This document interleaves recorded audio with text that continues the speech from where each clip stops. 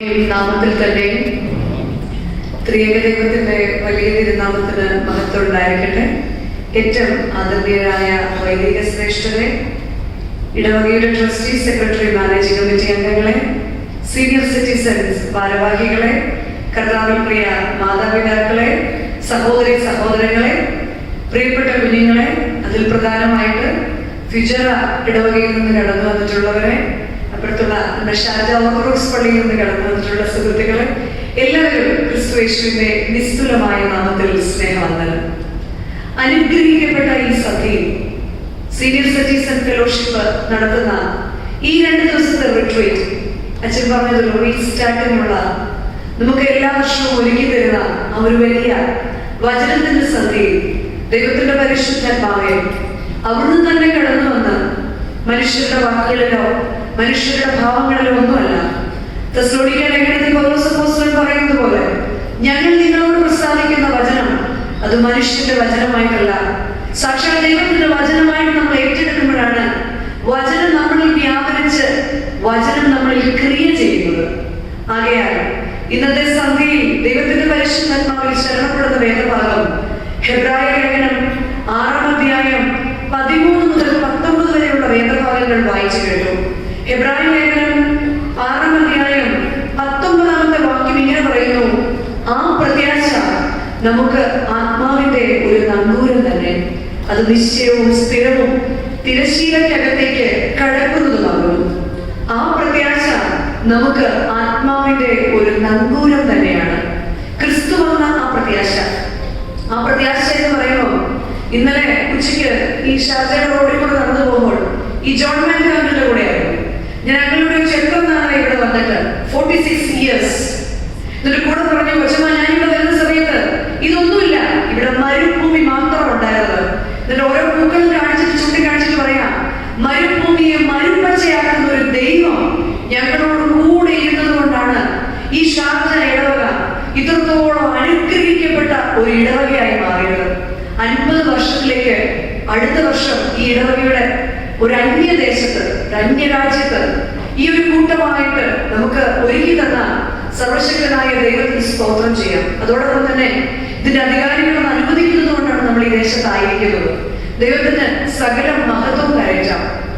ഈ വിശുദ്ധ വേദഭാഗം ഹെബ്രായ ലേഖനം 6-ാം അധ്യായം 13 മുതലുള്ള വേദഭാഗത്തിൽ നമുക്ക് കാണാൻ സാധിക്കുന്നത്, ദൈവം അബ്രഹാമിനോട് വാഗ്ദത്തം ചെയ്യുമ്പോൾ തന്നെക്കാൾ വലിയവനെ കൊണ്ട് സത്യം ചെയ്യുവാൻ ഇല്ലാഞ്ഞിട്ട് തന്നെ കൊണ്ട് തന്നെ സത്യം ചെയ്തു.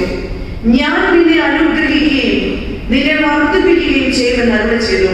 അങ്ങനെ അവൻ ദീർഘക്ഷമയോടെ ഇരുന്ന് വാഗ്ദത്ത വിഷയം പ്രാപിച്ചു എന്ന് പറഞ്ഞാണ് ഹെബ്രായ ലേഖനം 6-ാം അധ്യായത്തിന്റെ 13-ാം വാക്യം ആരംഭിക്കുന്നത്.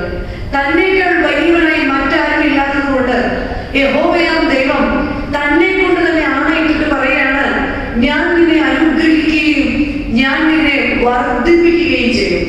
വലിയ പ്രതീക്ഷയോടുകൂടിയാണ് സ്വന്തം രാജ്യത്തിൽ നിന്ന് ഈ ഒരു രാജ്യത്തിലേക്ക് നമ്മൾ ഓരോരുത്തരും കാലുകുത്തിയത്. നിങ്ങൾ ഓരോരുത്തരും വന്ന സമയത്ത് നിങ്ങളുടെ മുമ്പിൽ ഒരുപാട് ചോദ്യങ്ങൾ ഉണ്ടാവും. നിങ്ങളുടെ മുമ്പിൽ ഉത്തരമില്ലാത്ത ഒരുപാട് ചോദ്യങ്ങൾ. ഇനി എന്തായി തീരും? ഇനി മുന്നോട്ട് എന്തായി തീരും? ഇവിടെ വന്ന കാര്യങ്ങളൊക്കെ ക്രമപ്പെടുത്താൻ പറ്റുമോ? ഒരു വിധത്തിലൊന്ന് ക്രമപ്പെടുത്തി കഴിഞ്ഞ് ഇന്നോട് വിനോദ് പറയണ്ടായി, 13 വർഷം 14 വർഷം ഞാൻ ദീർഘകാലം ജോലി ചെയ്ത പെട്ടെന്ന് ഒരു ദിവസം എന്റെ ആ ജോലി നഷ്ടപ്പെട്ടു.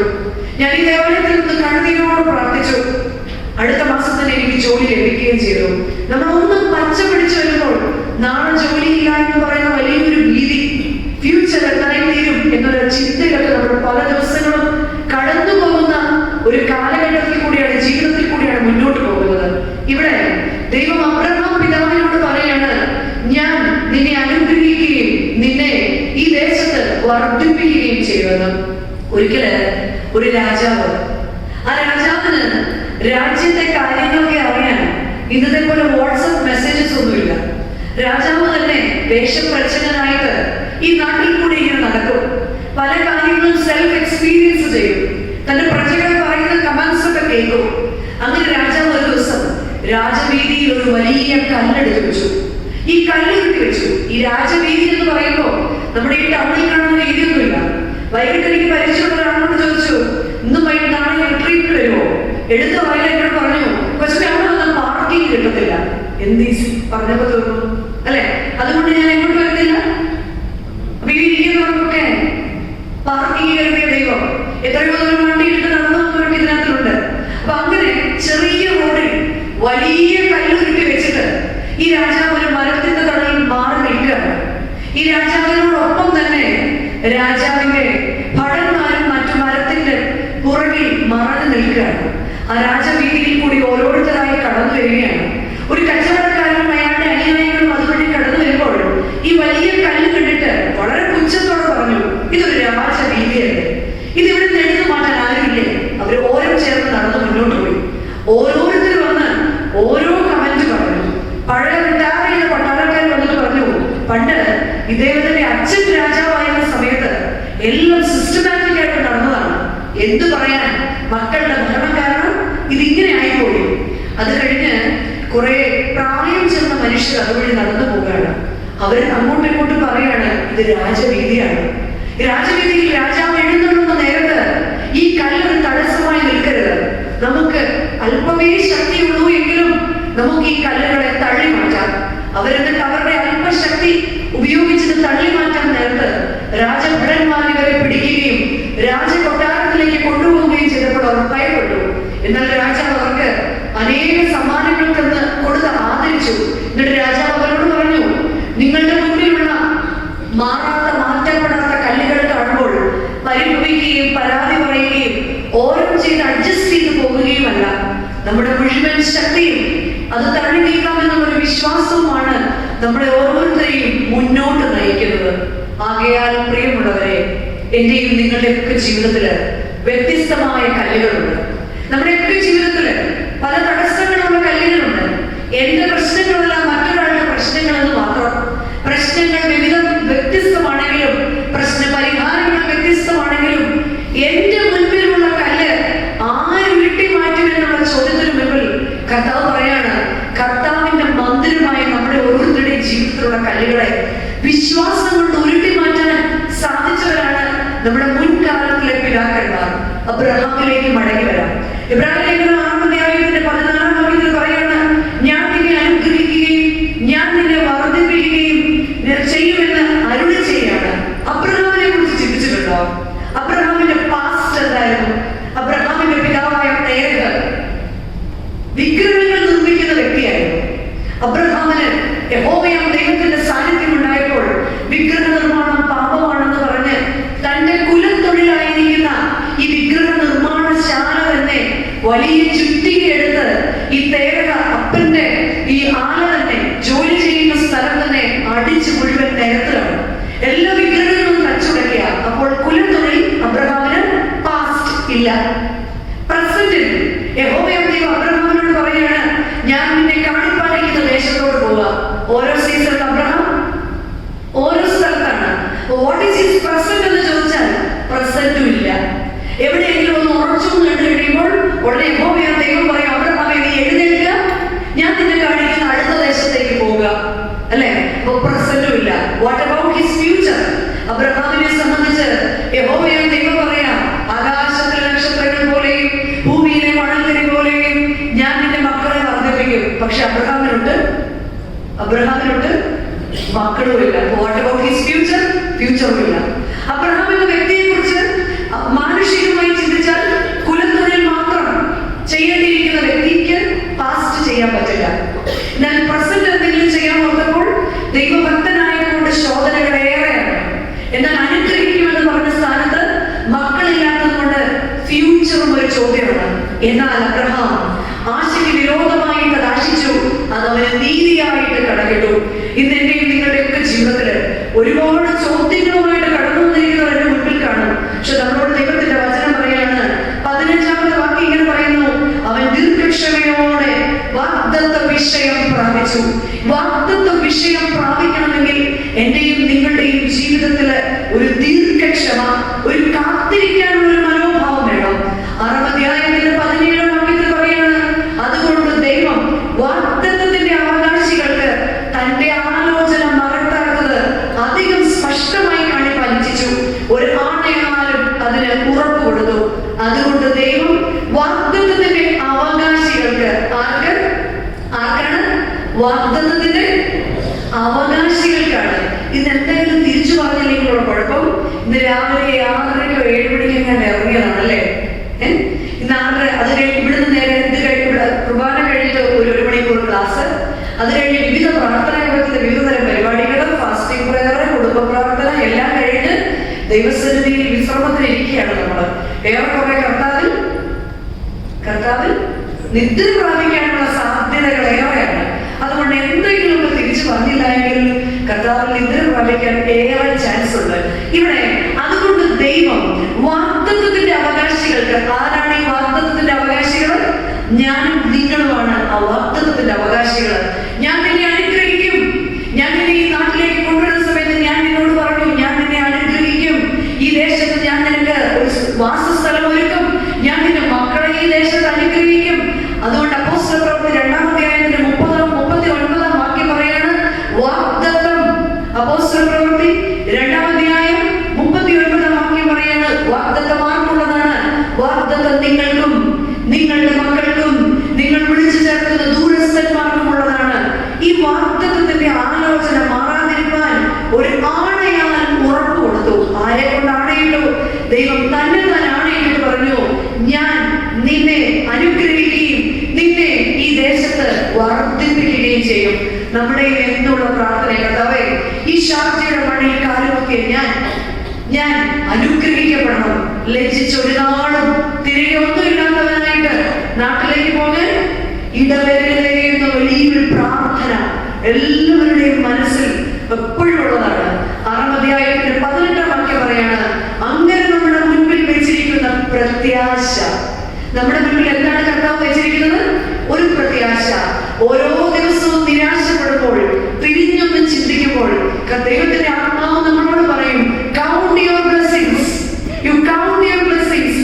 ഈ ദേശത്ത് വന്നതിൽ പിന്നെ നീ ഒന്നും ആയിട്ടില്ലേ? നീ ഒന്നും ദൈവം തന്നിട്ടില്ലേ? എത്രമാത്രം ദൈവം അനുഗ്രഹിച്ചു. അങ്ങനെ നമ്മുടെ മുൻപിൽ വെച്ചിരിക്കുന്ന പ്രത്യാശ പിടിച്ചുകൊള്ളുവാൻ ശരണത്തിനായി നാം മാറിപ്പോകാത്തതും ദൈവത്തിന് ഭോഷ്ക് പറയാൻ കഴിയാത്തതുമായ 2 കാര്യങ്ങളാൽ ശക്തിയുള്ള പ്രബോധനം പ്രാപിപ്പാൻ ഇടവരുന്നു. 2 കാര്യങ്ങളാണ്. ഒന്ന്, വാഗ്ദത്തം, പ്രോമിസ് ഓഫ് ഗോഡ്, ഞാൻ നിന്നെ അനുഗ്രഹിക്കും. 2, ദൈവത്തിന്റെ പ്രതിജ്ഞ, നിന്റെ പ്രത്യാശ ഒരു നാളും നഷ്ടപ്പെടുകയില്ല. ആ പ്രത്യാശ നമ്മുടെ ആത്മാവിന് ഒരു നങ്കൂരം തന്നെ. എന്താണ് നങ്കൂരം? റിട്ടയർഡ് ആർമി ആൾക്കാരൊക്കെ ഇവിടെ കാണും അല്ലെ. ഷിപ്പിലൊക്കെ പോകുമ്പോൾ ഷിപ്പുമായി റിലേറ്റഡ് ആണ് ഈ നങ്കൂരം. നങ്കൂരത്തിന്റെ പ്രത്യേകത എന്താണ്? കപ്പലിന്റെ നീക്കത്തെ നിയന്ത്രിക്കുന്നതാണ് ഈ നങ്കൂരം.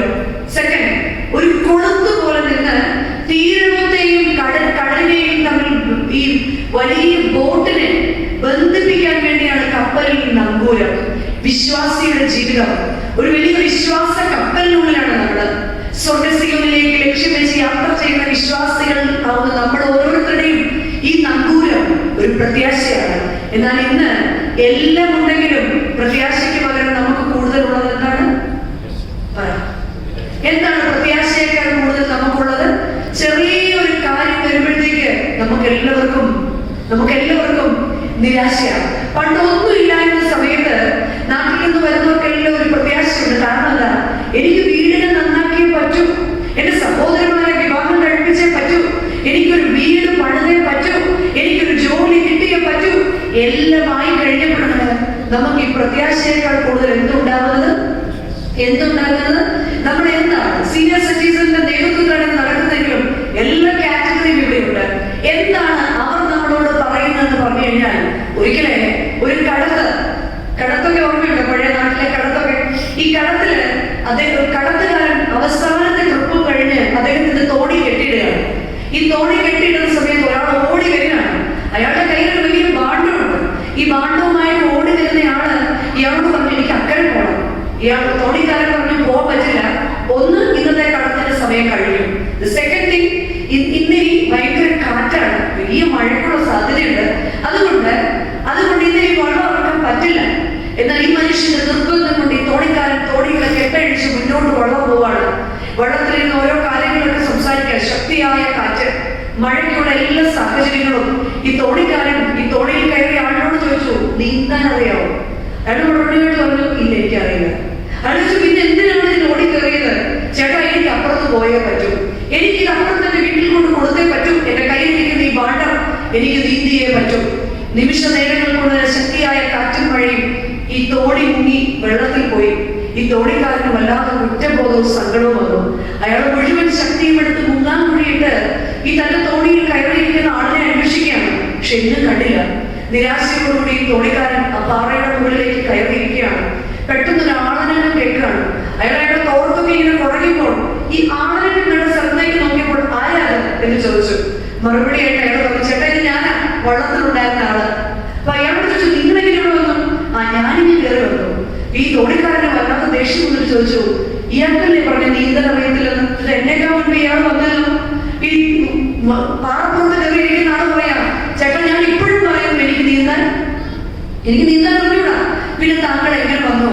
അയാൾ ആ പൊതി തന്റെ നെഞ്ചിലേക്ക് ചേർത്ത് പിടിച്ചിട്ട് പറഞ്ഞു, ചേട്ടാ, എനിക്ക് നീന്തിയേ മതിയാവും, എനിക്ക് എന്റെ ഭവനത്തിൽ കൊണ്ട് കൊടുത്തേ മതിയാവും. എന്റെ ഭവനത്തിന്റെ എല്ലാ ഉയർച്ചയ്ക്കും ഇതുകൊണ്ട് എനിക്ക് തിരിച്ചെന്റെ വീട്ടിൽ ചെന്നേ മതിയാവും. പ്രിയമുള്ളവരെ, ഇങ്ങനെ നീന്തി തുടങ്ങിയവരാണ് നമ്മൾ ഓരോരുത്തരും ഈ നാട്ടിൽ, അല്ലെ? ഈ നാട്ടിലേക്ക് വന്ന സമയത്ത് മുഴുവൻ ശൂന്യതയാണെങ്കിലും ഇങ്ങനെ ഓരോ ദിവസവും നീന്തി തുടങ്ങിയവരാണ്. നമ്മുടെ സ്വഭാവങ്ങളിൽ നിന്ന്, നമ്മുടെ ചില കൂട്ടുകെട്ടുകളിൽ നിന്ന്, നമ്മുടെ ചില നിരാശകളിൽ നിന്ന്, നമ്മുടെ ചില ഡിപ്രഷനുകളിൽ നിന്ന്, നമ്മുടെ ചില സംസാരങ്ങളിൽ നിന്നൊക്കെ ഇനിയും നീന്തി കയറിയേ മതിയാവും. അതിന് നിരാശയുടെ സ്ഥാനത്ത് നമുക്ക് എന്ത് വേണം? വലിയൊരു പ്രത്യാശ വേണം. ആ പ്രത്യാശ നമ്മുടെ ആത്മാവിനൊരു നങ്കൂരമാണ്. എങ്ങനെയാണ് പ്രത്യാശ നമുക്ക് ലഭിക്കുന്നത്? ചെറിയ പ്രവാചകന്റെ പുസ്തകം 6-ാം അധ്യായത്തിന്റെ 16-ാം വാക്യം പറയാണ്, നിങ്ങൾ വഴികളിൽ ചെന്ന് നല്ല വഴി ഏതെന്ന് പഴയ പാതകളെ നോക്കി ചോദിച്ച് അതിൽ നടപ്പിയെന്ന്. നിങ്ങൾ വഴികളിൽ ചെന്ന്, ഈ ഉപദേശങ്ങൾ കേൾക്കാൻ ഇഷ്ടമില്ലാത്തൊരു കാലമാണ്, അല്ലേ? ഓയ് മമ്മി തുടങ്ങി എന്നാണ് കുഞ്ഞുങ്ങൾ പറയാ, അല്ലെ? ഓൾവേസ് പുറകെ നടന്ന് ഈ ഉപദേശങ്ങളെ കേൾക്കാൻ ഇഷ്ടമില്ല. പ്രായമുള്ളവർ നമ്മൾ ഉപദേശിക്കുന്നത് കേൾക്കാൻ നമുക്ക് ഇഷ്ടമല്ല. അഭിപ്രായങ്ങൾ കേൾക്കാൻ നമുക്ക് ഇഷ്ടമല്ല. അനുഭവം ജ്ഞാനമുള്ളവർ പറയുന്നത് കേൾക്കാൻ നമുക്ക് താല്പര്യമില്ല. പക്ഷേ വിശുദ്ധ വേദഭാഗം പറയാണ്, നിങ്ങൾ വഴികളിൽ ചെന്ന് ആ നല്ല വഴികൾ ഏത് എന്ന് പഴയ പാതകളെ നോക്കി കല്ലും മുള്ളും നിറഞ്ഞ പാതകളെ വെട്ടിത്തടച്ച് കയറിയവരുടെ പാതകളെ നോക്കി ചോദിച്ച് അതിൽ കൂടി നടപ്പിൻ, എന്നാൽ നിങ്ങൾക്ക് വിശ്രാമം വരുമെന്നാണ് ജെറമ്യാ പ്രവാചകന്റെ പുസ്തകം 6-ാം അധ്യായത്തിന്റെ 16-ാം വാക്യം പറയുന്നത്. ഏത് വഴികളിൽ കൂടി നടക്കണമെന്നാണ് പറയുന്നത്. യോശുവ പ്രവാചകന്റെ പുസ്തകം 3-ാം അധ്യായം 4-5 വാക്യങ്ങൾ. യോശുവ പ്രവാചകൻ മോശയ്ക്ക് ശേഷം ഇസ്രായേലിനെ നയിച്ചതായ യോശുവ പ്രവാചകനോട് ഇസ്രായേൽ ജനം പുറപ്പെടുത്തപ്പോൾ യോശുവ പറയാണ്, യഹോവ ശക്തനാണ് നിങ്ങളുടെ ജീവിതത്തിൽ അത്ഭുതം പ്രവർത്തിക്കാൻ. നിങ്ങൾ എന്ത് ചെയ്യണം? ഈ വഴിക്ക് നിങ്ങൾ മുൻപേ പോയിട്ടില്ലല്ലോ. അത്ഭുതങ്ങളെ കാണാൻ ഒരുപാട് വഴികളിൽ കൂടി സഞ്ചരിക്കുന്നവരാണ് നമ്മള്, അല്ലെ? നമ്മുടെ ജീവിതത്തിൽ ഒരു കഷ്ടത വരുമ്പോൾ രാവിലെ കുർബാന, അത് കഴിഞ്ഞ് ഉപവാസ പ്രാർത്ഥന, പിന്നെ ഈ പഞ്ചായത്തിൽ എവിടെയെങ്കിലും പ്രാർത്ഥന ഉണ്ടെങ്കിൽ നമ്മൾ പോകും. നമ്മളൊന്ന് രക്ഷപ്പെട്ടു കഴിഞ്ഞാൽ നമ്മുടെ പ്രശ്നം എന്താ? ഒരിക്കലേ നാട്ടിലാണേ ഇവിടെ അല്ലേ, നാട്ടില് സേവ്യ സംഘത്തിന്റെ മീറ്റിംഗ് സ്ഥിരമായിട്ട് ഒരു അമ്മച്ചി വരും. അമ്മച്ചി എന്നും അച്ഛൻ്റെ അടുത്ത് കരച്ചിൽ, അച്ഛ ഒരു നിവൃത്തിയില്ല അച്ഛ ജീവിക്കാൻ. അപ്പൊ അച്ഛൻ ഇങ്ങനെ അവിടെ ആലോചിച്ചു, സേവ്യ സംഘക്കാരോട് പള്ളി കമ്മിറ്റിയോടും ഒക്കെ പറഞ്ഞ് അമ്മച്ചിക്ക് ഉപജീവന മാർഗമായിട്ട് ഒരു പശുവിനെ വാങ്ങിക്കൊടുത്തു. അടുത്ത ആഴ്ച തൊട്ട് അമ്മച്ചി സേവ്യ സംഘത്തിനും കാണത്തില്ല, പള്ളിയിലെ ഒരു കാര്യത്തിനും കാണത്തില്ല. അച്ഛൻ വീട്ടിലേക്ക് കുറെ നാൾ കഴിഞ്ഞപ്പോൾ അച്ഛൻ വീട്ടിലേക്ക് അന്വേഷിച്ചു എന്താ വരാത്തതെന്ന് അറിയാൻ. അച്ഛനെ കണ്ടുടനെ അപ്പൊ ഇതാണ് ഇപ്പൊ നന്നായത്.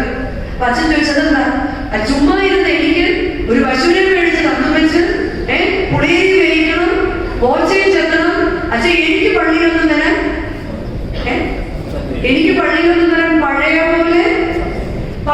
പോലെ എപ്പോഴേ ഇല്ലായ്മയും അല്ലായ്മയും ഭാരത്തിലും പ്രയാസത്തിലുമായിരിക്കുമ്പോൾ ഈ ദേവാലയത്തിലേക്ക് കടന്നു വന്ന് ഇവിടെ നിന്ന് നെഞ്ചത്ത് കൈയടിച്ച് കണ്ണുനീരോടെ പ്രാർത്ഥിക്കാത്ത ആരെങ്കിലും എന്റെ മുന്നിൽ ഇരിപ്പുണ്ടോ? ആരെങ്കിലും? പക്ഷേ എന്തെങ്കിലുമൊക്കെ ലഭിച്ചു കഴിയുമ്പോൾ നമ്മുടെ വരവ് നിന്നുപോകും. കാക്കയുടെ വരവ് ഏയാളിടത്തിലേക്ക് നിന്നു പോകുന്ന പോലെ പലപ്പോഴും വരവ് കുറയും.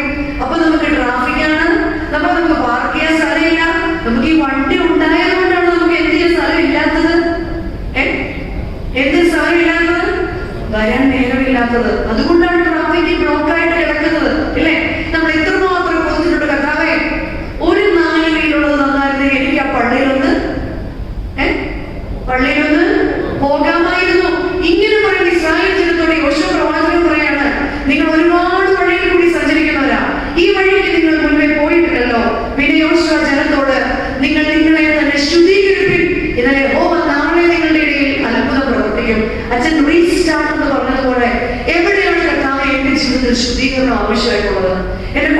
ജീവിതത്തിലാണോ? എന്റെ ആരാധന ജീവിതത്തിലാണോ? എവിടെയാണ് ഒരു റീസ്റ്റാർട്ട്, ഒരു ശുദ്ധീകരണം എനിക്ക് ആവശ്യമായിരിക്കുന്നത്? എങ്ങനെയാണ് ശുദ്ധീകരിക്കപ്പെടുന്നത്? വിശുദ്ധ യോഹന്നാൻ ശ്ലീഹായുടെ സുവിശേഷം 15-ാം അധ്യായത്തിൽ നമ്മളോട് 3-ാം വാക്യത്തിൽ പറയുന്നുണ്ട്, ഞാൻ നിങ്ങളോട് സംസാരിച്ച വചനം നിമിത്തം നിങ്ങളിപ്പോൾ ശുദ്ധിയുള്ളവരായി തീരും. എങ്ങനെയാണ് നാം ശുദ്ധിയുള്ളവരായി തീരുന്നത്? കർത്താവ് പറയാണ്, ഞാൻ നിങ്ങളോട് സംസാരിച്ച വചന നിമിത്തമാണ് ശുദ്ധിയുള്ളവരായി തീരുന്നത്. ഈ വചനത്തിന്റെ പ്രത്യേകത എന്താണ്? അന്നന് കാഴ്ച കൊടുത്ത വചനമാണ്, തളർവാദനൊക്കെ എഴുന്നേൽപ്പിച്ച വചനമാണ്, അല്ലെ? രക്തസ്രാവക്കാരി സ്ത്രീയെ സൗഖ്യമാക്കിയ വചനമാണ്. ഏതൊരാവശ്യത്തിലും എന്നെ വഴി നടത്തിയ എന്റെ പിതാക്കന്മാരെ പ്രയാണത്തിൽ വഴി നടത്തിയ ദൈവത്തിന്റെ വചനമാണ്. പക്ഷെ പലപ്പോഴും ജീവിതത്തിന്റെ തിരക്കിൽ നമുക്ക് വായിക്കാൻ നേരമില്ലാത്തതും ഇപ്പോൾ വചനമാണ്. ഈ വിശുദ്ധ ഒരു റിട്രീറ്റിന്റെ ഇടയ്ക്ക് പറയാമോ എനിക്ക് അറിഞ്ഞൂടാ. എന്നെ രാവിലെ ഏറ്റവും അതിശയിപ്പിച്ച കാര്യമാണ്, ഇവിടെ ദാനിയേൽ പ്രവാചകന്റെ പുസ്തകം 6-ാം അധ്യായം വായിച്ച ഒരു കുട്ടിയുണ്ട്. വൈകിട്ട് വന്നിട്ടുണ്ടെന്ന് എനിക്ക് അറിഞ്ഞൂടാ. എത്ര ഭംഗിയായിട്ടാണ്, അതിനർത്ഥം എന്താണ്? വായിച്ച് പഠിച്ച് ശീലം ഭവനത്തിൽ നമ്മുടെ മക്കൾക്ക് കൊടുക്കാൻ സാധിക്കുമ്പോൾ, ഞാൻ നിങ്ങളോട് സംസാരിച്ച വചനം, സൗഖ്യമാക്കുന്ന വചനം, ധൈര്യപ്പെടുത്തുന്ന വചനം. അതിന് പകരം നമ്മൾ എന്ത് ചെയ്യുന്നറിയോ? തലമുറകൾക്ക് പരീക്ഷ വരുമ്പോൾ മാത്രം നമ്മൾ നമ്മുടെ കുഞ്ഞുങ്ങളോട് പറയും, go and read the Bible. അപ്പൊ ഉടനെ ആരോട് ചെല്ലും, എടുക്കും. സയൻസ് മാത്രമുള്ള നമ്മൾ പ്രിഫറബിൾ ആയിട്ടുള്ള ഒരു ഒറ്റ ബുക്കുണ്ട് നമുക്ക്. ഏതാണ്? ആ സാംസ് കിട്ടും. യഹോവ എന്റെ ഇടയനാകുന്നു, എനിക്കൊന്നിന് പിന്നെ എനിക്കെന്താ പ്രശ്നം? കഴിഞ്ഞു, വചന ധ്യാനം കഴിഞ്ഞു. പിന്നെ ഇങ്ങോട്ട് വരുമ്പോഴൊക്കെ വരുന്നു എന്നുള്ളത് മാത്രമേ ഉള്ളൂ. എന്നാൽ എത്രത്തോളം എന്റെ വേദപുസ്തകവുമായിട്ടുള്ള ബന്ധം, ദൈവത്തോടുള്ള സംസാരം എനിക്ക് എത്രമാത്രമുണ്ട് എന്ന് നമ്മൾ ഓരോരുത്തരും ചിന്തിക്കേണ്ടിയിരിക്കുന്നു. ഓരോ അനുഗ്രഹത്തിനും ഓരോ യാചനയ്ക്കും OTP ഉണ്ടായിരുന്നെങ്കിൽ തീർച്ചയായിട്ടും അതെല്ലാം അടങ്ങിയിരിക്കുന്ന ദൈവത്തിന്റെ ഈ വചനത്തെ എങ്ങനെയാണ് ഞാൻ എന്റെ ജീവിതത്തിൽ, എന്റെ കണ്ണുനീരിന്റെ സമയത്ത് ഞാൻ എന്ത് ചെയ്തിരുന്നു? ഞാൻ തീർച്ചയായിട്ടും ദൈവത്തോട് കണ്ണുനീരോടെ ചേർന്നിരുന്നു. അതുകൊണ്ട് ശുദ്ധിയുള്ളവരാകുവാൻ കണ്ണുനീരിനെ കരുത്താക്കിയ പിതാക്കന്മാരുടെ വഴി അന്വേഷിക്കേണ്ട സമയമാകുന്നു ഈ തലമുറയുടെ മുൻപിൽ, അല്ലെ? ആൽഫ ജനറേഷൻ എന്ന് പറയുന്നത് 2010 കഴിഞ്ഞ് ജനിച്ചവരെല്ലാം എങ്ങനെയാണ്? ആൽഫ ജനറേഷനാണ്. നിങ്ങൾ എത്രത്തോളം, നിങ്ങൾ മിക്കവാറും നമ്മുടെ മക്കളെ മാത്രമാണ് കാണുന്നത്. പക്ഷെ ഇവിടെ ഇരിക്കുന്ന അധ്യാപകരോട് ചോദിക്കണം, എത്ര വ്യത്യസ്തരായ കുഞ്ഞുങ്ങളെയാണ് ഓരോ ദിവസവും. ഞങ്ങൾ സ്കൂളിൽ പറയും, ഓരോരുത്തരും ഓരോ സാമ്പിൾ ബോംബാണ്, അല്ലെ? തൊട്ട് കഴിഞ്ഞാൽ പൊട്ടിപ്പോവുകയും ചെയ്യും. ഒന്നിനുമുള്ള ശക്തി ഇല്ലെന്നാലും they are very different. അവരാണോ അതിന് കാരണക്കാര്? ഒരിക്കലുമില്ല. അവരെല്ലാം അതിന് കാരണക്കാര്. വക്രതയും കോട്ടവുമുള്ള ഒരു തലമുറയുടെ മുൻപാകെ നാം അനീതിയും പരമാർത്ഥികളും ദൈവത്തിന്റെ നിഷ്കളങ്ക മക്കളുമായി തീരേണ്ടതിന് സകലവും പിറുപിറുപ്പും വാദവും കൂടാതെ ചെയ്യണം. അവരുടെ ഇടയിൽ ജീവന്റെ വചനം പ്രമാണിച്ച് ജ്യോതിസുകളെ പോലെ പ്രകാശിക്കുവാൻ എനിക്കും നിങ്ങൾക്കും സാധിക്കുമ്പോൾ മാത്രമാണ് വിശ്വാസത്തിന്റെ വഴിയിൽ അവരുടെ മുന്നിൽ മാതൃകയാകുന്നത്. കണ്ണുനീരിനെ കരുത്താക്കിയ ഒന്നാമത്തെ വഴി വിശ്വാസത്തോടെയുള്ള കാത്തിരിപ്പിന്റെ വഴിയാണ്, അല്ലെ? സങ്കീർത്തനം 126:5 പറയുന്നുണ്ട്, കണ്ണുനീരോട് വിതയ്ക്കുന്നവനെല്ലാം ആർപ്പോടെ കൊയ്യും. ദൈവത്തിന്റെ സമയത്തിനായിട്ട് കാത്തിരിക്കണം. ജീവിതത്തിൽ ഭാരമായിട്ട് കടന്നു വന്നിരിക്കുന്ന ഒരു ദൈവത്തിന്റെ പരിശുദ്ധാത്മാവ് പറയാണ്, നിങ്ങൾ ദൈവത്തിന്റെ സമയത്തിനായിട്ട് കാത്തിരിക്കണം. ഇങ്ങനെ ദൈവത്തിന്റെ സമയത്തിനായിട്ട് കാത്തിരിക്കുന്ന 2 ശമൂവേൽ പുസ്തകം 21-ാം അധ്യായം, 2 ശമൂവേൽ പുസ്തകം 21-ാം അധ്യായത്തില് വിശുദ്ധ വേദപുസ്തകത്തിൽ വലിയ സ്ഥാനമൊന്നുമില്ലാത്ത ഒരു വ്യക്തിയെ കാണാൻ സാധിക്കും. ആ സ്ത്രീയുടെ പേര് റിസ്പ എന്നാണ്. 21-ാം അധ്യായം, 2 ശമൂവേൽ പുസ്തകം 21-ാം അധ്യായം ആരംഭിക്കുന്നത് തന്നെ ദാവീദിന്റെ കാലത്ത് 3 സംവത്സരം തുടരെ ക്ഷാമം ഉണ്ടായി എന്ന് പറഞ്ഞാണ്. എന്തുകൊണ്ടാണ് ദാവീദിന്റെ കാലത്ത് തുടരെ ക്ഷാമം ഉണ്ടായത് എന്നറിയാൻ ദാവീദ് രാജാവ് യഹോവയുടെ സന്നിധിയിൽ മുട്ടുമടക്കുകയാണ്.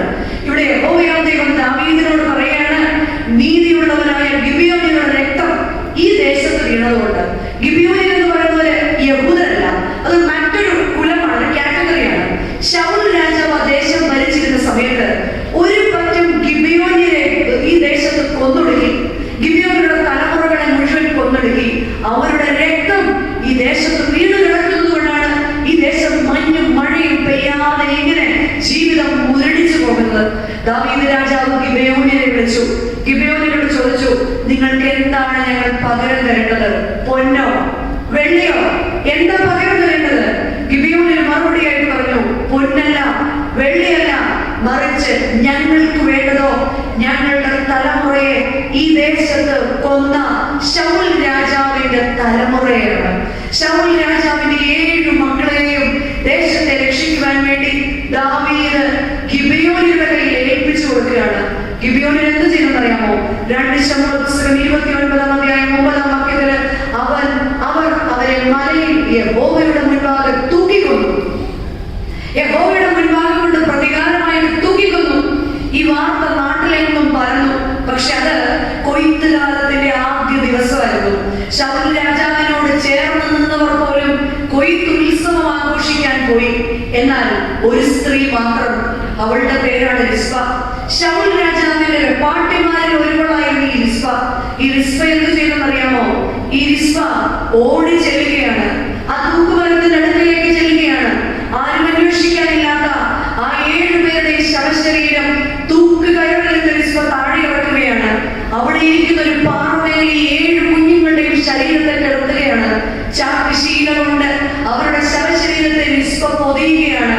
എന്നിട്ട് ആകാശത്തിൽ നിന്ന് മഞ്ഞും മഴയും പെയ്യും വരെയും റിസ്പ എന്ത് ചെയ്തെന്നറിയാമോ? കാട്ടുമൃഗങ്ങളോ പക്ഷികളോ ഒന്നും ഈ ശവശരീരങ്ങളെ കൊത്താതെ ഉണ്ണാതെ ഉറങ്ങാതെ അവിടെ കാവലിരിക്കുകയാണ്. ഈ വാർത്ത ദാവീദ് രാജാവിന്റെ ചെവിയിലെത്താണ്. ദാവീദ് രാജാവിന്റെ ഉള്ളിൽ കുറ്റബോധം ഉണ്ടാവുകയാണ്. ദാവീദ് രാജാവ് ശൗൽ രാജാവിന്റെയും യോനാഥാന്റെയും ശവശരീരങ്ങൾ അവർ യുദ്ധത്തിൽ മരിച്ച ദേശത്ത് നിന്ന് കളക്ട് ചെയ്തുകൊണ്ട് വരിക. എന്നിട്ട് ഒരു കല്ലറ സ്വന്തം ദേശത്ത് ഉണ്ടാക്കുകയാണ്. എന്നിട്ട് ഈ 7 മക്കളെ കൂടെ അതിൽ മാന്യമായി അടക്കം ചെയ്യുകയാണ്. റിസ്പ എന്ന് പറയുന്ന സ്ത്രീയുടെ കാത്തിരിപ്പിന്റെ പരിണത ഫലമാണ് ഈ ശൗലിന്റെ മക്കളും കല്ലറയിൽ അടക്കപ്പെടുക എന്നുള്ളത്.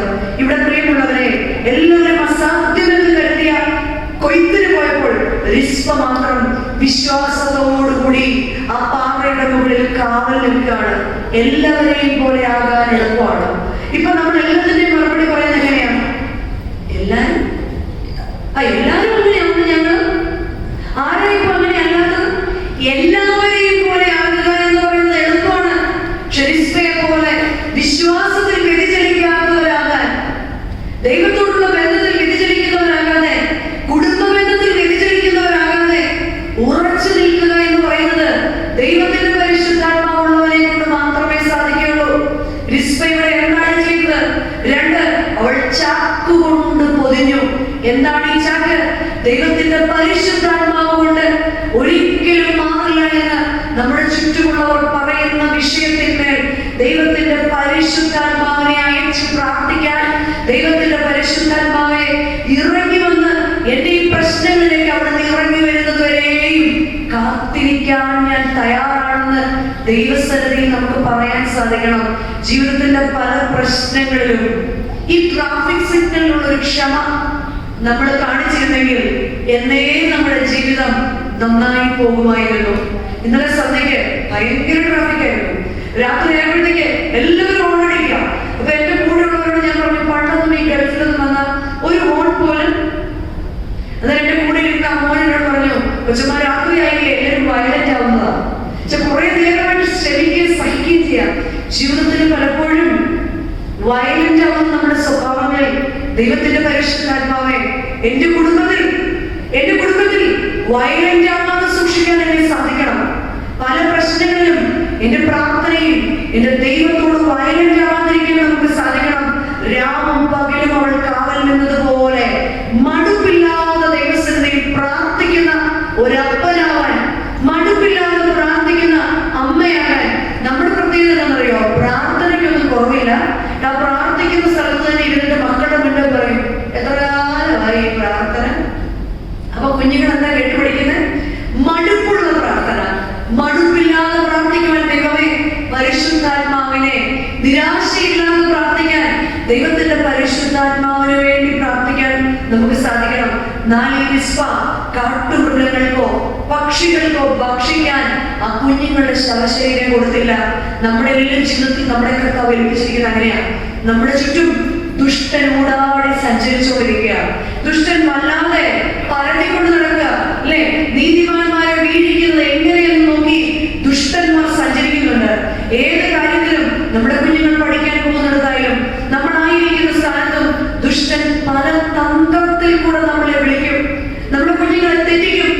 നമ്മളോട് പറയാണ്, ഒരു ദുഷ്ടന്റെ കയ്യിലും നമ്മളെ ഏൽക്കാതെ വണ്ണം. പലപ്പോഴും നമ്മുടെ കാര്യങ്ങൾ പലതും നടക്കാത്തത് എപ്പോഴാണെന്നറിയോ?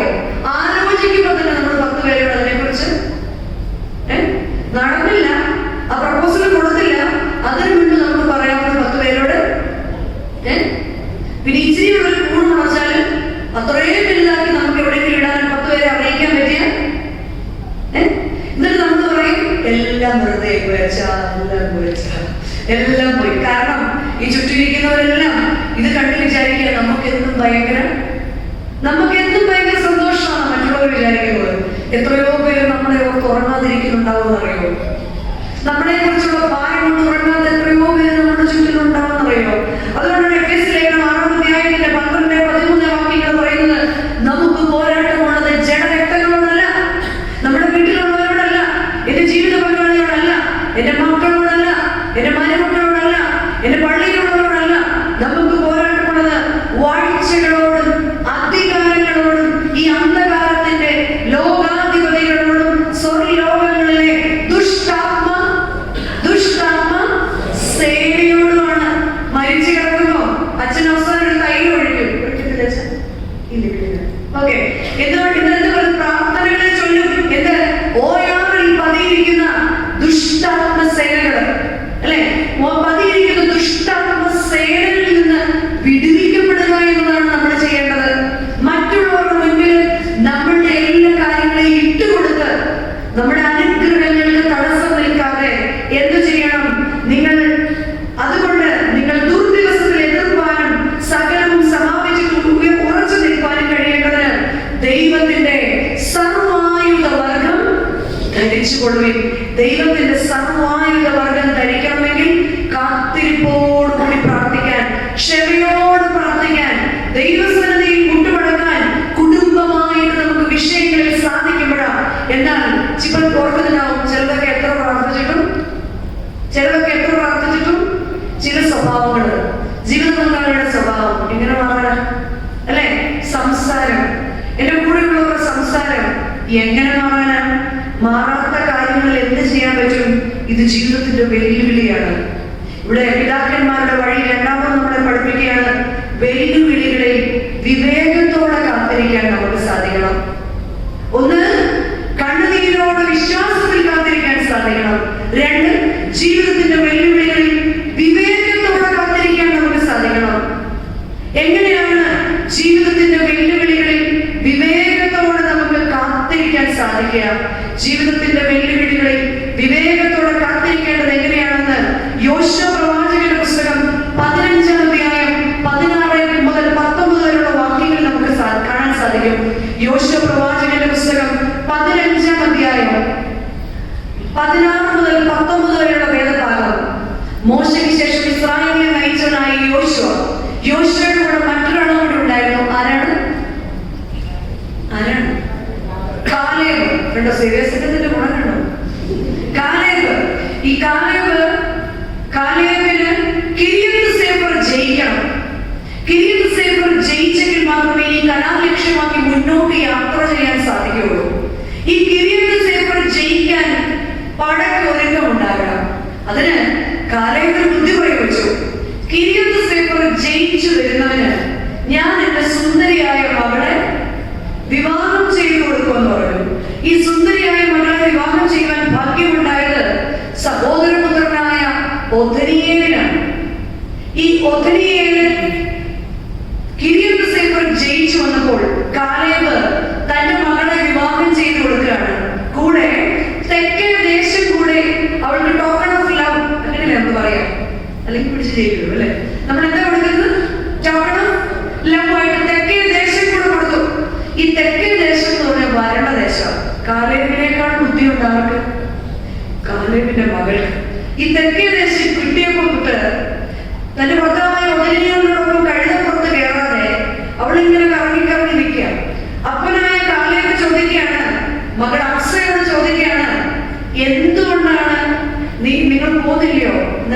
അഥവാ തെക്കേ ദേശം വരണ്ട ദേശമല്ലോ, ഒരു നീരുറവ കൂടി ഞങ്ങൾക്ക് തന്നാൽ നന്നായിരുന്നു. തന്റെ മകളുടെ വിവേകം കണ്ടിട്ട് അപ്പനായ കാലേബ് അവളെ ബ്ലസ് ചെയ്യാണ്. എന്നിട്ട് ഒന്നിനു പകരം 2 നീരുറവകൾ ഉയർന്ന പ്രദേശത്തും താഴ്ന്ന പ്രദേശത്തും 2 നീരുറവകൾ അവർക്ക് കൊടുക്കുകയാണ്. Upper springs and lower spring 2 നീരുറവ കൊടുക്കുകയാണ്. എന്തിനു വേണ്ടി? അവൾക്ക് ലഭിച്ച വരണ്ട ദേശത്തെ നനയ്ക്കാൻ വേണ്ടി. നമ്മൾ ആദ്യം പറഞ്ഞു ഏതൊരു കാര്യത്തിലും കാത്തിരിക്കണം. പക്ഷെ രണ്ടാമത് പറയുന്നു ചില കാത്തിരിപ്പുകൾക്ക് പ്രയോജനമില്ല, അതിങ്ങനെ വരണ്ടേയിരിക്കും. അല്ലേ? നമുക്കെടുത്ത് കളയാൻ പറ്റുമോ? അങ്ങനെ ആണെങ്കിൽ ദിവാലി ഓഫറുകളൊക്കെ എടുത്ത് ഫ്രിഡ്ജോ ടി വി ഒക്കെ ആണെങ്കിൽ നമുക്ക് മാറിയെടുക്കാറുണ്ട്. നമുക്ക് കൂടെ നാട്ടിൽ നിന്ന് കൊണ്ടുവന്ന് പോയി ഒന്നിച്ച് വിസയിൽ കിടക്കാൻ നമുക്ക് ഒന്നും ചെയ്യാൻ പറ്റാത്ത സ്ഥലത്ത് നമുക്ക് പറ്റുന്ന കാര്യമാണ് ഇവിടെ അക്സ പഠിപ്പിക്കുന്നത്. നീരുറവകൾക്ക് വേണ്ടി പ്രവർത്തിക്കുക. എന്തിനു വേണ്ടി? വരണ്ട ഹൃദയങ്ങൾ നനയാൻ, വരണ്ട സ്വഭാവങ്ങൾ നനയാൻ, നമ്മുടെ മക്കളുടെ വരണ്ട രീതികൾ നനയാൻ, കുടുംബ ബന്ധത്തിന്റെ ഉണങ്ങിയ അവസ്ഥകൾ മാറാൻ. ചില കുടുംബ ബന്ധങ്ങളിൽ ഒന്നിച്ച് ജീവിക്കുന്നെന്ന് മാത്രമേ ഉള്ളൂ. കാറിലിരിക്കുമ്പോൾ ഇറങ്ങുമ്പോൾ പാർക്ക് ചെയ്യാനുള്ള എളുപ്പത്തിൽ ഒരു വണ്ടിയിൽ അവിടെ ഇവിടെ വരെ മിണ്ടാത്തവർ എത്രയോ പേരുണ്ട്. അഥവാ മിണ്ടിപ്പോയെങ്കിൽ പള്ളിക്കകത്ത് കയറി കഴിയുമ്പോൾ മനസ്സിൽ main part of the feature film ഇവിടുന്ന് പോകുമ്പോ അല്ലെ, അതിന് ബാക്കി പറഞ്ഞ് വഴക്കിടുന്നവരൊക്കെ ഉണ്ട് നമ്മുടെ കൂടുതൽ. നേരത്തെ പറഞ്ഞതിന്റെ ബാക്കി നമ്മുടെ കുഞ്ഞുങ്ങളെ വിളിച്ചു ചോദിച്ചാൽ അവർ കൃത്യമായിട്ട് പറഞ്ഞു തരുമല്ലോ. നമ്മുടെ പിള്ളേർക്ക് കറക്റ്റ് അറിയാം എന്താണ് ഇന്നത്തെ മോഡെന്ന് ചോദിച്ചാൽ നമ്മുടെ കുഞ്ഞുങ്ങൾക്ക് കൃത്യം അറിയാം. ഇങ്ങനെ വരണ്ട ദേശം അപ്പനായ കാലേബിനോട് നീരുറവയെ ചോദിച്ചതുപോലെ മലയിലും താഴ്വരയിലും 2 നീരുറവ കൊടുത്ത് അപ്പനായ കാലേബ് അനുഗ്രഹിക്കുക. അങ്ങനെയെങ്കിൽ പ്രിയമുള്ളവരെ, വാഗ്ദത്തത്തിന്റെ സംഗതികളായ നമുക്ക് ജീവിതത്തിന്റെ വരൾച്ചയിൽ എന്ത് സംഭവിക്കും? നിരാശപ്പെട്ടിട്ട് കാര്യമുണ്ടോ? എനിക്ക് മാത്രം ഇങ്ങനെയൊരു ഗതിയായി പോയല്ലോ, എന്റേത് മാത്രം ഇങ്ങനെയായി പോയല്ലോ എന്ന് പറയുകയല്ല, മറിച്ച് ചോദിക്കേണ്ടവന്റെ മുമ്പിൽ ചോദിക്കാൻ, യാചിക്കേണ്ടവന്റെ മുമ്പിൽ യാചിക്കാൻ, ജീവിതത്തിന്റെ പ്രശ്നങ്ങളിൽ കാലേബിയുടെ ദാതാവായ ദൈവത്തോട് സമം. എന്റെയും നിങ്ങളുടെയും ജീവിതത്തിന്റെ പ്രശ്നങ്ങളെ നിരാശയിൽ പ്രത്യാശയിലേക്ക് ആക്കണമെങ്കിൽ വിവേകത്തോടുകൂടി ദൈവസന്നിധിയിൽ മുട്ടുമടക്കണം. എന്നിട്ട് നിലം എന്ന് പറയുന്നത് ഇവിടുത്തെ തെക്കേ ദേശം പോലെ മെറ്റീരിയലിസ്റ്റിക് ആയ നമ്മുടെ നന്മകളാണ്, ഭൗതികമായ ബ്ലെസ്സിങ്സ് ആണ്. നീരുറവ ആത്മീയമായ അനുഗ്രഹങ്ങളാണ്. എല്ലാം തന്നിട്ടുണ്ടെങ്കിലും അതിനെ ഫലഭൂയിഷ്ടമാക്കാൻ വെള്ളം വേണം. ചിലരെ ശ്രദ്ധിച്ചിട്ടുണ്ട്, എല്ലാം ഉണ്ട്, നല്ല ജോലിയുണ്ട്, മറ്റുള്ളവർ നോക്കുമ്പോൾ എന്തുണ്ട്, ഫാമിലി ഉണ്ട്, മക്കളുണ്ട്, എല്ലാവർക്കും. പക്ഷെ എന്തോ ഒന്ന് കുറവുണ്ട്. അതിന് ഫലഭൂയിഷ്ടമായിട്ട് ദേശമാകണമെങ്കിൽ ദൈവത്തിന്റെ കൃപപ്രകാരമുള്ള സ്പിരിച്വൽ ബ്ലെസ്സിങ്സിനായിട്ട് ഈ സ്പിരിച്വൽ ഡ്രൈനെസ് നമ്മുടെ ജീവിതത്തിൽ മാറണം. നമ്മൾ പലരും പ്രാർത്ഥിക്കുന്നവരാണ്, പക്ഷെ നമ്മളോട് തന്നെ ചോദിക്കണം, കർത്താവേ, എന്റെ പ്രാർത്ഥന ഇത്രയും പ്രാർത്ഥിച്ചിട്ടും എനിക്ക് പ്രത്യാശയില്ലാതെ നിരാശയാവുണ്ടെങ്കിൽ നമ്മൾ മനസ്സിലാക്കണം, ഐ ഹാവ് സ്പിരിച്വൽ ഡ്രൈനെസ്. എന്റെ ആത്മീയതയിൽ സ്പിരിച്വൽ ഡ്രൈനെസ് അത് ഉണ്ടോ എന്ന് അറിയാറുണ്ടോ? എന്റെ വേദപുസ്തകമായാലും എനിക്ക് ഒന്നും മനസ്സിലാകുന്നില്ല, കർത്താവേ, എനിക്ക് സ്പിരിച്വൽ ഡ്രൈനെസ് ഉണ്ടോ? എപ്പോ നോക്കിയാലും ഞാൻ പ്രാർത്ഥനയാണ്. എന്റെ സ്പിരിച്വൽ ഡ്രൈനെസ് മറ്റുള്ളവർക്ക് ദാനം കൊടുക്കുന്നതിൽ നമ്മൾ എപ്പോഴും എങ്ങനെയായിരിക്കും? ഒരറ്റത്ത് മുറുക്കെ പിടിച്ചിട്ടാണ് മറ്റേ അറ്റത്ത്. അങ്ങനെയാണോ? അതിനേക്കാൾ കൂടുതൽ 100 ദിർഹം കൊടുത്താൽ 150 പ്രാവശ്യം വിളിച്ച് അച്ഛൻ പറഞ്ഞില്ലെങ്കിൽ വിചാരിക്കുന്ന പോലൊന്നുമല്ല, കാണാനുള്ള ചിരിയൊക്കെ. അപ്പൊ ചോദിക്കും, അതൊന്നും അങ്ങനെ പറഞ്ഞത്? ബാക്കിയുള്ളവരെയൊക്കെ നന്നായിട്ട് പറയാൻ അറിയാമല്ലോ. ഞങ്ങളത് പറഞ്ഞപ്പോ അച്ഛൻ പാവം ഉപദ്രവിക്കുന്നതായിരിക്കും. എന്റെത് പറഞ്ഞപ്പോ മാത്രം എന്താ അങ്ങനെ വിക്കൽ? പലപ്പോഴും അതിന്റെ സ്പിരിച്വൽ ഡ്രൈനെസ് ആണ്. വചനം കേൾക്കാൻ ഞാൻ വരുന്നുണ്ട്, എന്നാൽ കേൾക്കുന്ന വചനം കൊണ്ട് സ്വയം പരിശോധിക്കാൻ എനിക്ക് സാധിക്കുന്നുണ്ടോ? ഈ വചന നിമിത്തം തിരുരക്തത്താൽ കഴുകപ്പെടാൻ എനിക്ക് സാധിക്കുന്നുണ്ടോ? വചന നിമിത്തം നിത്യജീവൻ അവകാശികളാവേണ്ട നമുക്ക് എപ്പോഴും കേൾക്കേണ്ട വചനം എങ്ങനെയാ? ഞാൻ നിന്നെ സ്നേഹിക്കുന്ന ദൈവം, ഭയപ്പെടേണ്ട, ഞാൻ നിന്നോട് കൂടെയിരിക്കുന്ന ദൈവം, നീ വെള്ളത്തിൽ കൂടി നടന്നാൽ ഞാൻ നിന്നെ മുക്കിക്കളയാത്ത ദൈവം, ഞാൻ നീ കൂടി നടന്നതിന് എന്റെ വചന കേൾവി എന്നെ തന്നെ കഴുകാൻ പേരിൽ മാത്രം ഒരു ക്രിസ്ത്യാനിയാണോ ഞാൻ? ഈ ദേശത്ത്, എന്റെ ഓഫീസില്, എന്റെ വീട്ടില് എങ്ങനെയാണ് ഈ സ്പിരിച്വൽ ഡ്രൈനസ് തിരിച്ചറിയാൻ പറ്റുന്നത്? ഒന്ന്, ആത്മീയമായിട്ട് വലിയ താല്പര്യമൊന്നുമില്ല, പിന്നെ പള്ളിയിൽ വന്നൊരു വികാര. കാരണം എന്താ കാര്യം? ഓഫീസിൽ ചെന്ന് ആരോട് പറയാനും പിറ്റേ ദിവസം വീട്ടിൽ പോയിട്ട് പിറ്റേ ദിവസം പറയാൻ വീട്ടിൽ പോയിരുന്നോളാൻ പറയും. You are congratulations, you are terminated അല്ലെ, അങ്ങനെ പറയും. അതുകൊണ്ട് ഓഫീസിലൊന്നും വീട്ടിൽ ചെന്ന് പറയാൻ പറ്റുമോ? ആരോടെ പറയും?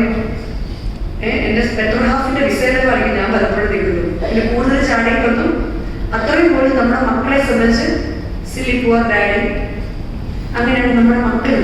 കാരണം നമ്മളെക്കാൾ കൂടുതൽ കാര്യങ്ങൾ ആർക്കറിയാം? പലപ്പോഴും നമ്മുടെ കുഞ്ഞുങ്ങൾക്കറിയാം. അതുകൊണ്ട് ഒരു ആത്മീയ താല്പര്യം ഇല്ലെങ്കിലും ഇവിടെയൊക്കെ കറങ്ങി ഒക്കെ നടക്കാറുണ്ട്. But I have spiritual dryness. രണ്ട്, എന്റെ പ്രാർത്ഥനയിൽ മടുപ്പുണ്ടോ? കാര്യം നടക്കുന്നവരെയും എന്റെ പ്രാർത്ഥനയിൽ തീയ. കാര്യം നടന്നു കഴിഞ്ഞാൽ എന്റെ പ്രാർത്ഥനയിൽ മടുപ്പുണ്ടോ? മറ്റു ചിലരെങ്ങനെയാണെന്നറിയോ? എല്ലാം ചൊല്ലുന്നുണ്ട്, സകലതും ചൊല്ലുന്നുണ്ട്. പക്ഷെ ഈ ചൊല്ലുന്നതിന്റെ ഒന്നും അർത്ഥമൊന്നും, എന്തൊക്കെയോ പ്രാർത്ഥിക്കുന്നുണ്ട്, എന്തൊക്കെയോ. അങ്ങനെയാണ് നമ്മൾ പാട്ടൊന്നും പാടത്തില്ല. ഇന്നലേക്കാൾ ഇന്നു ഞാൻ എന്നൊക്കെ പാടുന്നു. പ്രിയൻ നാടിനോട് അടുത്തു അർത്ഥം അറിയാമെങ്കിൽ ആരെങ്കിലും പാടുമോ? ആർക്കും മരിക്കാൻ ഇഷ്ടം? ഇന്നലേക്കാൾ ഇന്നു ഞാൻ എന്റെ പ്രിയന്റെ നാടിനോട് അടുത്തെന്ന് പറഞ്ഞാൽ എന്താ? Count down. ഒരു ദിവസം കൂടെ ഇങ്ങോട്ടുള്ള വരവ് അടുത്തു എന്നാണ് പാടുന്നത് അല്ലെ. പലപ്പോഴും നമ്മൾ പാടുന്ന പലതിന്റെയും അർത്ഥം അറിയാമെങ്കിൽ നമ്മളൊന്ന് ചിന്തിച്ച് പാടിയാലും. പ്രിയമുള്ളവരെ, ചിലർ പള്ളിയിൽ പോയി നിൽക്കുന്നത് കണ്ട കൈയൊക്കെ കെട്ടി ഇങ്ങനെ എല്ലാവരെയൊക്കെ നോക്കി, എല്ലാം ഒന്നിനും കുറവ് വരുത്താൻ പാടില്ല. യാതൊന്നിനും 1, 2, 3 ഒന്നിനും ഒരു കുറവും ഞങ്ങൾക്ക് വരുത്താൻ, ഒന്നിനും ഒരു കുറവും വരാൻ പാടില്ല അല്ലെ. മറ്റു കുട്ടികൾ എങ്ങനെയാണ് പള്ളിയിൽ നിൽക്കുന്നത് അറിയാൻ നമ്മുടെ കൂട്ടത്തിലുണ്ട്. മറ്റുള്ളവരെ കുറിച്ച് ഇങ്ങനെ ചുമ്മാ വരുന്നതേ ഉള്ളത് എന്ന് മറ്റുള്ളവരെ കുറിച്ച് പറയാൻ വരുന്നത് നമ്മുടെ ഉണ്ടോ? I have spiritual dryness. ചിലർക്ക് പള്ളി എന്ന് പറഞ്ഞാൽ ഒരു മലയാളി അസോസിയേഷൻ. ഇന്നലെ ആരോട് പറഞ്ഞു ഇന്നും ഇവിടെ ഓണം സെലിബ്രേഷൻ ഉണ്ട്. അപ്പൊ ഞാൻ ആലോചിച്ചത് ക്രിസ്മസ് ആവാറായിട്ടോ. ഞാൻ ആലോചിച്ചു അവിടെ നിന്ന് നാട്ടിൽ നിന്ന് വരണ്ടായോ മാവേലി, അതുകൊണ്ടാവാം. ഇന്നലെ എന്നോട് പറയുകയാണ് ഇവിടെ ഇന്നും ഓണം സെലിബ്രേഷൻ. നമ്മളിങ്ങനെ സെലിബ്രേറ്റ് ചെയ്ത് ഇങ്ങനെ ജീവിച്ചു പോവുകയാണ്.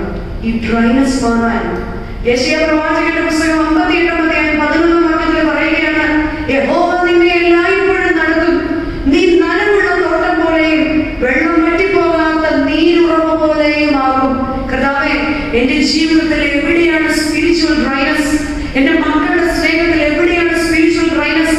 എനിക്ക് എന്റെ മക്കളെ കുറിച്ചുള്ള പ്രതീക്ഷയിൽ എവിടെയാണ് ഡ്രൈനസ്? ഈ ഡ്രൈനസ് ബന്ധങ്ങളിലെ ഡ്രൈനസ് കർത്താവേ, ഈ ഉണങ്ങിയ അവസ്ഥയിൽ നിന്ന് മാറ്റണമേ. അക്സയെ പോലെ ദൈവസന്നിധിയിൽ ആത്മീയ വരൾച്ച മനസ്സിലാക്കാൻ എനിക്കും നിങ്ങൾക്ക് സാധിക്കണം. ഞാനിങ്ങനെ ഒരു ബ്രാൻഡ് നോക്കിയാൽ ഞാൻ ക്രിസ്ത്യാനിയാണ്. പക്ഷെ ശരിക്കും ആത്മീയ ബന്ധത്തിൽ എനിക്ക് എവിടെയാണ് അച്ചടക്കമില്ലാത്തത്? ഒരു ആത്മീയ അച്ചടക്കം. നമ്മുടെ നിലങ്ങൾ നനയണം.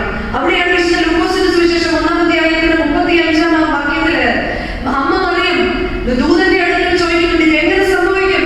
പലപ്പോഴും നമ്മൾ ദൈവസന്നിധിയിൽ ചോദിക്കാറുണ്ട്, കർത്താവേ ഇതൊക്കെ എങ്ങനെ സംഭവിക്കാനാ? ഇനി എങ്ങനെ ഒരു മാറ്റം വരാനാ? ദൂതൻ മറിയാമിനോട് മറുപടിയായിട്ട് പറയാം, പരിശുദ്ധാത്മാവ് നിന്റെ മേൽ വരും, അത്യുന്നതന്റെ ശക്തി നിന്റെ മേൽ വ്യാപരിക്കും, ആകയാൽ നിന്നിൽ നിന്ന് ഉത്ഭവിക്കുന്നതെല്ലാം വിശുദ്ധമായി തീരും. അതുകൊണ്ട് ഭവനത്തിലെ ഭാഷ നന്നാവണമെങ്കിൽ, ഭവനത്തിലെ സ്നേഹം നന്നാവണമെങ്കിൽ, ഭവനത്തിലെ ഇടപെടലുകൾ നന്നാവണമെങ്കിൽ, ബന്ധനങ്ങൾ ആകാതിരിക്കണമെങ്കിൽ, പ്രാർത്ഥനയിൽ കൃപയുണ്ടാകണമെങ്കിൽ, വാക്കുകളുടെ പെരുപ്പമല്ല പ്രാർത്ഥന, മറിച്ച് ആത്മാവിന്റെ ശബ്ദമായിരിക്കണം. ദൈവത്തോടുള്ള പ്രാർത്ഥനകൾ ഭവനത്തിൽ വരാൻ ദൈവസന്നിധിയിൽ മുട്ടുമുടങ്ങുമ്പോൾ തന്നെ കണ്ണുനീര് വരണമെങ്കിൽ എന്റെയും നിങ്ങളുടെയും ജീവിതത്തിൽ കൃപ വരണം. ഈ കാലത്ത് ഉണർന്നിരുന്ന് പ്രാർത്ഥിക്കുന്ന ഒരുക്കമുള്ളൊരു തലമുറ വരണമെങ്കിൽ കൃപയുള്ള തലമുറയ്ക്ക് വേണ്ടി പ്രാർത്ഥിക്കണം. എനിക്ക് തോന്നുന്നു നമ്മൾ ഇപ്പോഴേ ഈ കുഞ്ഞുങ്ങൾക്ക് വേണ്ടിയൊക്കെ അഡ്മിഷന് വേണ്ടി ചിന്തിച്ചു തുടങ്ങിയിട്ടുണ്ട് ഇല്ലേ? 6ാം ക്ലാസ്സിൽ പഠിക്കുമ്പോൾ മുതൽക്ക് തന്നെ ആംസ്റ്റർഡാമിൽ ഒരു അഡ്മിഷൻ കിട്ടാൻ നമ്മൾ ചിന്തിക്കും. പക്ഷെ ഒരു കൃപയുള്ള ഒരു തലമുറയെ വളർത്തിയെടുക്കാൻ എനിക്ക് ഈ ദേശത്ത് സാധിക്കുന്നുവെങ്കിൽ ഇത്രത്തോളം ദൈവത്തോളം മാതൃകയുള്ള മറ്റാരും നമ്മുടെ മക്കൾക്ക് കല്യാണം ചെയ്യുന്ന ഒന്നും വേണ്ട. കൃപയുള്ളവരും അല്ലെ, കൃപയുള്ളവരും. ഇപ്പൊ നാളെ റാസൽ കൈവന്ന ജബ്ലാലിന്നോ അച്ഛൻ വരുമ്പോൾ നമ്മുടെ വളരെ പരിചയപ്പെടുന്ന അച്ഛൻ നമ്മുടെ അച്ഛൻ നല്ല കുഞ്ഞുങ്ങളെല്ലാം അവിടെ ഉണ്ടോ? നല്ല നല്ല കുഞ്ഞുങ്ങൾ. അപ്പൊ അച്ഛൻ ചോദിക്കും എങ്ങനെയാ നോക്കുന്നത്? അച്ഛൻ എങ്ങനെ ഊരി പോകണമല്ലോ. അച്ഛൻ ചോദിക്കും എങ്ങനെയാ നോക്കുന്നത്? അങ്ങനെയൊന്നുമില്ല. അച്ഛൻ നല്ല കൃപയുള്ളവരും ഒരു കൊച്ചു മതി. അപ്പൊ അച്ഛൻ ചോദിക്കും അല്ല എന്തൊക്കെയാ എന്നാലും ഡിമാൻഡ്സ് ഒന്നുമില്ല. അച്ഛൻ വീണ്ടും അച്ഛൻ ചോദിക്കും എന്നാലും 1-3 ലക്ഷം എന്ന് പറയും. അച്ഛൻ ഇവിടുന്ന് ജബ്ലാലിക്ക് പോകുന്ന വഴിക്ക് ആലോചിക്കുകയോ അങ്ങനെയുള്ള ആരെയോ ഒരാളെ എനിക്ക് അറിയാവുന്നത്. ആരാന്നറിയോ? കന്യാകുമാരിയോ. കുറേ നേരം ആലോചിച്ചു. അച്ഛൻ മനസ്സിലാവും കന്യാകുമാരിയാവിനെ കിട്ടും. ആർക്കാ? ഈ ഔസേപ്പ്. കന്യാകുമാരിയാവിനെ ലഭിക്കും ഈ ഔസേപ്പ്. എന്റെ ഭവനത്തിൽ ഈ ഔസേപ്പ് ഉണ്ടെങ്കിൽ എനിക്ക് ആരെ ലഭിക്കും? നമ്മുടെ മക്കൾ, നമ്മുടെ തലമുറ അനുഗ്രഹിക്കപ്പെടണമെങ്കിൽ അങ്ങനെയുള്ള മക്കളെ കൂടി ചേരണം. അപ്പോൾ മാത്രമാണ് അവരുടെ തലമുറ ഈ ദേവാലയത്തിലേക്ക് കടന്നു വരിക. നമ്മുടെ പിതാക്കന്മാർ ആരാധിച്ചതുപോലെ അവരെ ആരാധിക്കുക. അപ്പനും അമ്മയും മക്കളും ഒന്നു ചേർന്ന് ദേവാലയത്തിൽ കടന്നു വരാൻ. ഇന്ന് പലപ്പോഴും സൺഡേ സ്കൂൾ ഉള്ളതുകൊണ്ട് കൊണ്ടുവിട്ടിട്ട് പോകുന്നവർ നമ്മുടെ ഇടയില്ലേ? ഇല്ലേ? എനിക്ക് അറിഞ്ഞൂടാ. രാവിലെ വളരെ സൺഡേ സ്കൂളിൽ 1000-1500 പിള്ളേർ ഇരിക്കുന്നുണ്ട്. പക്ഷെ 10-9 പിള്ളേരെ ഞാൻ രാവിലെ എന്റെ കണ്ണിന് കുഴപ്പമാണെന്ന് അറിയില്ല കേട്ടോ. പഴയ പോലല്ല, എന്റെ കണ്ണിന്റെ പ്രശ്നമാണെന്ന് എനിക്ക് അറിഞ്ഞൂടാ. ഇവിടെ ഞാൻ വളരെ കുറച്ച് പിള്ളേരെ കണ്ടുള്ളൂ. അതുവഴി ഞാൻ മുകളിലോട്ട് നോക്കി ഒത്തിരി പിള്ളേർ. ഞങ്ങളുടെ സ്കൂളിൽ അത്ര പിള്ളേരുള്ളൂ. അപ്പൊ എന്നോട് പറഞ്ഞു ആന്റി എവിടെയാണെന്നോട് ഇതെല്ലാം ഞങ്ങളുടെ സൺഡേ സ്കൂളിൽ. അപ്പൊ ഞാൻ ചിന്തിച്ചു ഇവരെല്ലാം രാത്രി എവിടെ നിൽക്കുകയായിരുന്നു. അപ്പൊ അതിന്റെ അർത്ഥം പലരെയും കൊണ്ടുവിട്ടിട്ട് പോവുകയാണ്. പാർക്കിംഗ് ഇല്ലല്ലോ. പ്രശ്നം നമ്മുടെ അല്ല, പാർക്കിംഗ് ഇല്ലല്ലോ. പലരും സൺഡേ സ്കൂളിന്റെ സമയത്ത് മക്കളെ കൊണ്ട് വരുന്നുണ്ട്. അതുപോലെ ഉറക്കത്തിൽ എഴുന്നേൽപ്പിച്ച് ഉടുപ്പ് മറിച്ചും ഇല്ലേ? പലരെയും നമുക്കറിയാം. ഉറക്കത്തിൽ എഴുന്നേൽപ്പിച്ച് ഉടുപ്പിടിപ്പിച്ച് ഇവിടെ കൊണ്ട് ഇരുത്തുകയാണ്. ദൈവത്തിന്റെ ആലയത്തിലേക്ക് കടന്നു വരുമ്പോൾ ശുദ്ധിയോടെ വിശുദ്ധിയോടെ നമ്മുടെ പിതാക്കന്മാരുടെ കാലഘട്ടത്തിൽ ഒരു ദേവാലയം ഇല്ല. നാട്ടിലൊക്കെ ഒരു തലേ ദിവസമേ ഒരുങ്ങും, ചൂട്ടിക്കത്തിച്ച് നടക്കും. ഇന്നൊന്നും വേണ്ട. വണ്ടിക്ക് സ്ലോട്ട് ഇട്ടാൽ മതി കിട്ടാൻ. അത് മാത്രമാണ് നമ്മുടെ ടെൻഷൻ. തലേ ദിവസമേ അവർ ആരാധനയ്ക്കായിട്ട് ഒരുങ്ങുമായിരുന്നു. ഇന്നലെ എന്റെയും നിങ്ങളുടെയും ജീവിതത്തിൽ കൃപയുള്ള തലമുറ ഉണ്ടാകണമെങ്കിൽ ഒരുക്കമുള്ള, പ്രത്യാശയുള്ള, പാപബോധമുള്ള, നീതിബോധമുള്ള, മനസ്താപമുള്ള അപ്പനും അമ്മയുമായിട്ട് നമ്മളെ തന്നെ വിരൽ ചൂടണം. നമ്മളെ തന്നെ വിരൽ ചൂടുന്നത് മാത്രമാണ് കർത്താവേ നീ എന്നെ സത്യമായിട്ട് ശോധന ചെയ്ത് എന്നിൽ കുറവൊന്നും കാണരുതേ എന്ന് പ്രാർത്ഥിക്കുക മാത്രമാണ് ദൈവത്തിന്റെ പരിശുദ്ധാത്മാവ് ആലോചനക്കാരനായിട്ട് കൂടെ ഉണ്ടാകുന്നത്. മനുഷ്യന്റെ ബേസിക് നീഡ്സ് നമുക്കറിയാം. ഓക്സിജനും വെള്ളവും ഫുഡും ഡ്രസ്സും പാർപ്പിടവും ഒക്കെ അല്ലെ നമ്മുടെ കുഞ്ഞുങ്ങളൊക്കെ പഠിപ്പിക്കുന്നുണ്ട്. Basic needs food, shelter, water, oxygen ഇതൊക്കെ പഠിക്കുന്നുണ്ട്. അതാണ് ശരിക്കും മനുഷ്യരുടെ അടിസ്ഥാന ആവശ്യമാണ് ഓക്സിജൻ പ്രാണവായു. എന്നാൽ അകത്തെ മനുഷ്യൻ, എന്റെ ദൈവം എന്നെ തിരികെ വിളിക്കുമ്പോൾ നമ്മൾ പാടും ഇങ്ങനെ കൊയറൊക്കെ ഇല്ലേ? നാട്ടിലൊന്നും കുറവ് വരുത്തില്ല. നമ്മുടെ ഷാജറൊക്കെ കിടന്നല്ലേ. അപ്പൊ ഇങ്ങനെ ഫ്രണ്ടിൽ ഇങ്ങനെ നീളം രാജൻ പാട്ട് പാടും. ദേഹമെന്നോരാ വസ്ത്രമൂരിയാൻ ആറടി മൺ. എന്ത് രസം അല്ലേ?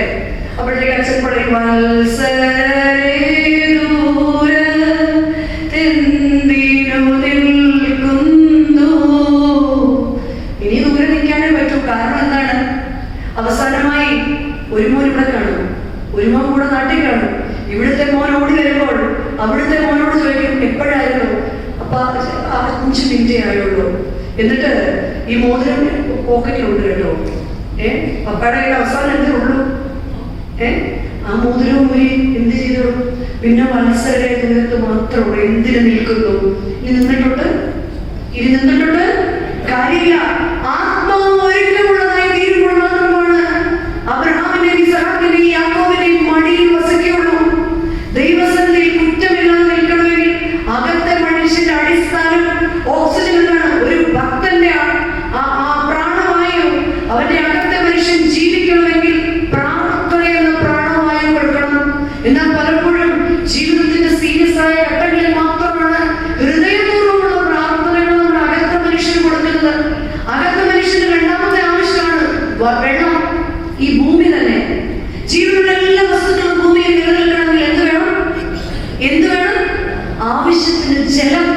എല്ലാ ജീവജാലങ്ങൾക്കും വേണം. ഈ ഭൂമിയിൽ തന്നെ 71% എന്താണ്? വെള്ളമാണ്, അല്ലെ? 71% വെള്ളമാണ്. പക്ഷെ നമ്മുടെ മനുഷ്യ ശരീരത്തില് 60% വെള്ളമാണ്. ഒരാഴ്ച വെള്ളം കുടിക്കാതെ കിടന്നു നോക്കിയേ, 2 സൈഡിൽ കൂടി ട്രിപ്പിളിട്ട് വരും, അല്ലെ? ഡീഹൈഡ്രേഷൻ എന്ന് ഡോക്ടർ പറയും. 60%. അതുപോലെ അകത്ത മനുഷ്യന്റെ ഹോളി സ്പിരിറ്റാണ് അകത്ത മനുഷ്യന്റെ ജീവൻ നൽകുന്ന ജലം, ജീവജലം എന്റെ ഉള്ളിൽ എത്രമാത്രം. ഈ ഹോളി സ്പിരിറ്റ് എന്ന് പറയുന്നതല്ലാതെ പരിശുദ്ധാത്മാവ് കൊണ്ട് സംസാരിക്കുകയും പരിശുദ്ധാത്മാവ് കൊണ്ട് പ്രാർത്ഥിക്കുകയും പരിശുദ്ധാത്മാവ് കൊണ്ട് കുടുംബജീവിതം നയിക്കുകയൊക്കെ ചെയ്യാൻ കർത്താവേ എനിക്ക് സാധിക്കണമേ എന്ന് ആത്മാർത്ഥമായിട്ട് പ്രാർത്ഥിക്കാൻ നമുക്ക് സാധിക്കണം. ഇവിടെയാണ് ആദാമിന് നഷ്ടപ്പെട്ടത്. ആദാമിന് ദൈവത്തിന്റെ സാന്നിധ്യം നഷ്ടപ്പെട്ടപ്പോൾ എന്തുകൊണ്ട് നഷ്ടപ്പെട്ടു? അല്ലെ? എന്തുകൊണ്ട് നഷ്ടപ്പെട്ടു? കംപ്ലീറ്റ് പോയി. പറുദീസ വിഷൻ പോയി, അല്ലെ? കുറച്ചുകൂടി എളുപ്പത്തിൽ പറഞ്ഞാൽ മനസ്സിലാവും. വിസ തീർന്നു കഴിഞ്ഞാൽ നമുക്ക് എന്ത് പോകും? ഇവിടുത്തെ എല്ലാം പോകും. പിന്നെ എന്തേ ഉള്ളൂ? ഇവരൊരു സെന്റ് ഓഫ് തരും. സെന്റ് ഓഫ് തരും. ഇതുപോലെയാണ് ദൈവത്തിന്റെ പരിശുദ്ധാത്മാവ് ആദാമിൽ നിന്ന് നഷ്ടപ്പെട്ടു പോയത്. വിസ പറഞ്ഞപ്പോൾ മനസ്സിലായല്ലേ? ഓക്കെ, ആദാമിൽ നിന്ന് ദൈവ സാന്നിധ്യം നഷ്ടപ്പെട്ടപ്പോൾ അതിനോട് ചേർന്ന് അവരിൽ നിന്ന് സകലതും പോയി. യഹോവ ഏദൻ പറുദീസയ്ക്ക് വേലി കെട്ടി. നമ്മളോട് തന്നെ ചോദിക്കണം, കർത്താവേ എന്റെ കുറവ് കൊണ്ട് എന്റെ തലമുറയുടെ അനുഗ്രഹത്തിന് നീ വേലി കെട്ടി ഞങ്ങളെ പുറത്താക്കുമോ? എന്റെ സംസാരത്തിന്റെ കുറവുകൊണ്ട്, എന്റെ കുടുംബജീവിതത്തിന്റെ കുറവുകൊണ്ട്, എന്റെ ആത്മീയ ഇടപാടുകളിലെ കുറവുകൾ കൊണ്ട് എന്റെ ചുറ്റും എന്റെ തലമുറയുടെ ചുറ്റും കർത്താവ് വേലി കെട്ടി പുറത്താക്കിയാൽ നമ്മൾ എന്ത് ചെയ്യും? പ്രിയമുള്ളവരെ, മൂന്നാമതായിട്ട് ഒരു മനുഷ്യന്റെ ബേസിക് നീഡുള്ള ഫുഡാണ്, ആഹാരമാണ്, അല്ലെ? നമ്മൾ പറയാം ഒന്നും കഴിക്കാറുണ്ട്. പക്ഷെ ആഹാരം കഴിക്കാത്തവരാരും തന്നെ ആരോട് ചോദിച്ചാലും പറയുന്നത് എന്താണ്? ഇത്രയും പേര് ഒന്നും കഴിക്കാറില്ല എന്നാണ് പറയുന്നത്. പക്ഷെ നമുക്ക് ജീവിക്കണമെങ്കിൽ എന്ത് വേണം? തീർച്ചയായിട്ടും ആഹാരം വേണം. എങ്ങനത്തെ ആഹാരം വേണം? ഹെൽത്തി ഡയറ്റ് വേണം. ഈ ശരീരത്തിന്റെ ആഹാരമാണ് ദൈവത്തിന്റെ വചനം. അതുകൊണ്ടാണ് ഇരമ്യ പ്രവാചകനോടും എസ്കേൽ പ്രവാചകനോടും ഒക്കെ വചനത്തിന് ചുരുളി ഭക്ഷിക്കുക എന്ന് അനേക പ്രാവശ്യം വിശുദ്ധ വേദപുസ്തകത്തിൽ പറയുന്നുണ്ട്. അനേക പ്രാവശ്യം വിശുദ്ധ വേദപുസ്തകത്തിൽ പറയുന്നുണ്ട് ഈ വചനത്തിന്റെ ചുരുൾ ഭക്ഷിക്കുക എന്ന്. ഈ വചനത്തിന്റെ ചുരുളിന്റെ പ്രത്യേകത എന്താണെന്നറിയോ? ഇന്നിപ്പോൾ വാളെടുക്കുന്നവരെല്ലാം വെളിച്ചപ്പാടാണ്. വചനം നമുക്ക് ഇഷ്ടമുള്ളതുപോലെ നമ്മൾ എന്ത് ചെയ്യും? വളച്ചൊടിക്കും. നമുക്ക് ഇഷ്ടമുള്ളതുപോലെ വചനം കേൾക്കാം. കാരണം എന്താണ്? ആരുടെ എന്നതൊന്നുമില്ല. യൂട്യൂബിലുള്ളത് അവൈലബിലിറ്റി അനുസരിച്ച് നമുക്ക് ഇന്ന് ഉണ്ണണമെങ്കിലും കുക്ക് ചെയ്യണമെങ്കിലും പത്രം വായിക്കണമെങ്കിലും ഒക്കെ എന്ത് അവൈലബിൾ ആണ്? നമ്മുടെ ചോയ്സ് അനുസരിച്ച്, അല്ലെ?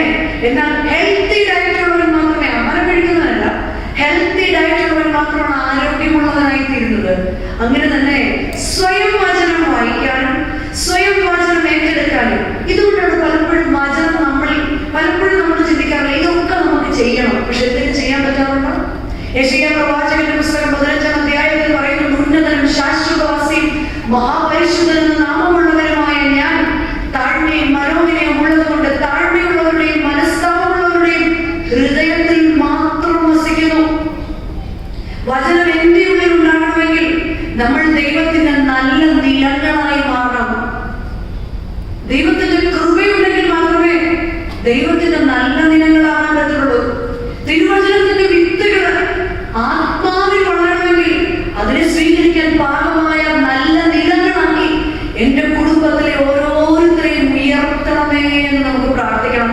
അപ്പോൾ മാത്രമാണ് നമ്മുടെ പ്രാർത്ഥന ദൈവസ്ഥലത്തിൽ വചന ധ്യാനത്തിന് യോഗ്യമാകുന്നത്. നാലാമത് നമ്മുടെ ബേസിക് നീഡാണ് വസ്ത്രം, അല്ലെ?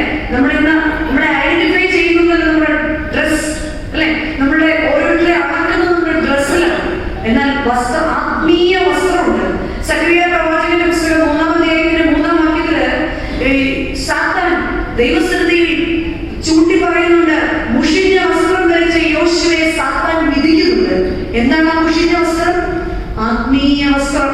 നമുക്ക് നമ്മളോട് തന്നെ ചോദിക്കാം, ഈ പുറമോടിയിൽ ഞാൻ സ്പ്രേ ഒക്കെ അടിച്ച്, അല്ലെ, ഏറ്റവും വില കൂടിയ സ്പ്രേ ഒക്കെ അടിച്ച് ഞാൻ നടക്കുന്നുണ്ട്. പക്ഷെ എന്റെ അകത്ത് വസ്ത്രം, ആത്മീയ വസ്ത്രം സൈറ്റൻ എന്നെ നേരെ വിരൽ ചൂണ്ടാൻ കാരണമാകുന്നുണ്ടോ? 5th വൺ പാർപ്പിടം. സദൃശ്യവാക്യം 18-ാം അധ്യായം 10-ാം വാക്യം, യഹോവയുടെ നാമം ബലമുള്ള ഗോപുരം, നീതിമാൻ അതിലേക്ക് ഓടി ചെന്ന് അഭയം പ്രാപിക്കും. യഹോവയുടെ നാമം മാത്രമാണ് അഴിഞ്ഞു പോകാത്ത ബലമുള്ള ഗോപുരം. നീതിമാന്മാർ അതിലേക്ക് ഓടിച്ചെന്ന് അഭയം പ്രാപിക്കും. ആകയാൽ പ്രിയമുള്ളവരെ, ഈ പ്രത്യാശ നമ്മുടെ ആത്മാവിന്റെ ഒരു നങ്കൂരമാണ്. ഏത് പ്രത്യാശ? ക്രിസ്തു എന്ന പ്രത്യാശ. വിശ്വാസത്തോടുകൂടി കാത്തിരിക്കാൻ, വിവേകത്തോടുകൂടി ജീവിതത്തെ കാത്തിരിക്കാൻ നമുക്ക് സാധിക്കണം. നമ്മുടെ സ്പിരിച്വൽ ഡ്രൈനസിനെ തിരിച്ചറിഞ്ഞ് ദാനിയേലിനെ പോലെ പ്രാർത്ഥിക്കണം. ദാനിയേൽ പ്രവാചകന്റെ പുസ്തകം 10-ാം അധ്യായത്തിന്റെ 12-ാം വാക്യം, ഉദ്യാനത്തിലും ഉപവാസത്തിലുമായിരിക്കുന്ന ദാനിയേലിന്റെ അടുക്കിലേക്ക് ദൂതൻ വന്നിട്ട് പറയാണ്, നീ നിന്നെ തന്നെ താഴ്ത്തി ഏൽപ്പിച്ച ആദ്യ നിമിഷം തന്നെ ഞാൻ നിന്നെ കണ്ടു എന്ന്. എങ്ങനെ പ്രാർത്ഥിച്ചതാണ്? കാണാതെ ചൊല്ലിയതല്ല, നെഞ്ചു വിരിച്ചു നിന്ന് ചൊല്ലിയതല്ല, ബോധമില്ലാതെ നിന്ന് ചൊല്ലിയതല്ല. നീ നിന്നെ തന്നെ ദൈവത്തിന്റെ സന്നിധിയിൽ താഴ്ത്തി ഏൽപ്പിക്കാൻ. താഴ്ത്തുക എന്ന് പറഞ്ഞാണ് നമുക്ക് ഇന്ന് ഒട്ടും സഹിക്കാൻ നമുക്ക് ഒട്ടും സഹിക്കാൻ പറ്റില്ല. ഇവരിൽ ആരെങ്കിലും നമ്മൾ തിരിച്ചിരിച്ചില്ലേ? പണ്ടത്തെ അച്ഛന്മാർ എന്തോരം നല്ലതായിരുന്നു, ഒന്ന് ചിരിക്കണമല്ലോ അല്ലെ? എന്നെ ആരും താഴ്ത്താൻ പാടില്ല, പക്ഷെ ദൈവസ്ഥിതി ഞാൻ എന്നെ തന്നെ താഴ്ത്തണം. ഒന്ന് താഴാൻ, ഒന്ന് വിട്ടുകൊടുക്കാൻ കർത്താവേ വാക്കുകൊണ്ടല്ല ഹൃദയം കൊണ്ട് താഴാൻ സാധിക്കണം. പ്രാർത്ഥിക്കുന്ന ഇങ്ങനെ വാക്കുകൾ കൊണ്ട് കർത്താവേ ഞാൻ പൊടിയാണ്, ഞാൻ പുഴുവാണ് എന്ന് പറയാനല്ല, ഹൃദയം കൊണ്ട് താഴാൻ കർത്താവേ എന്നെ ശീലിപ്പിക്കണമേ. മറ്റുള്ളവരുടെ മുന്നിൽ ഒന്ന് താഴാൻ കർത്താവേ നിന്റെ ഭാവം. ഇന്നത്തെ യൂത്തിന്റെ സഭ മുഴുവനായിട്ടുള്ള ഒരു ക്യാപ്ഷൻ വായിച്ചായിരുന്നോ? എന്തായിരുന്നു?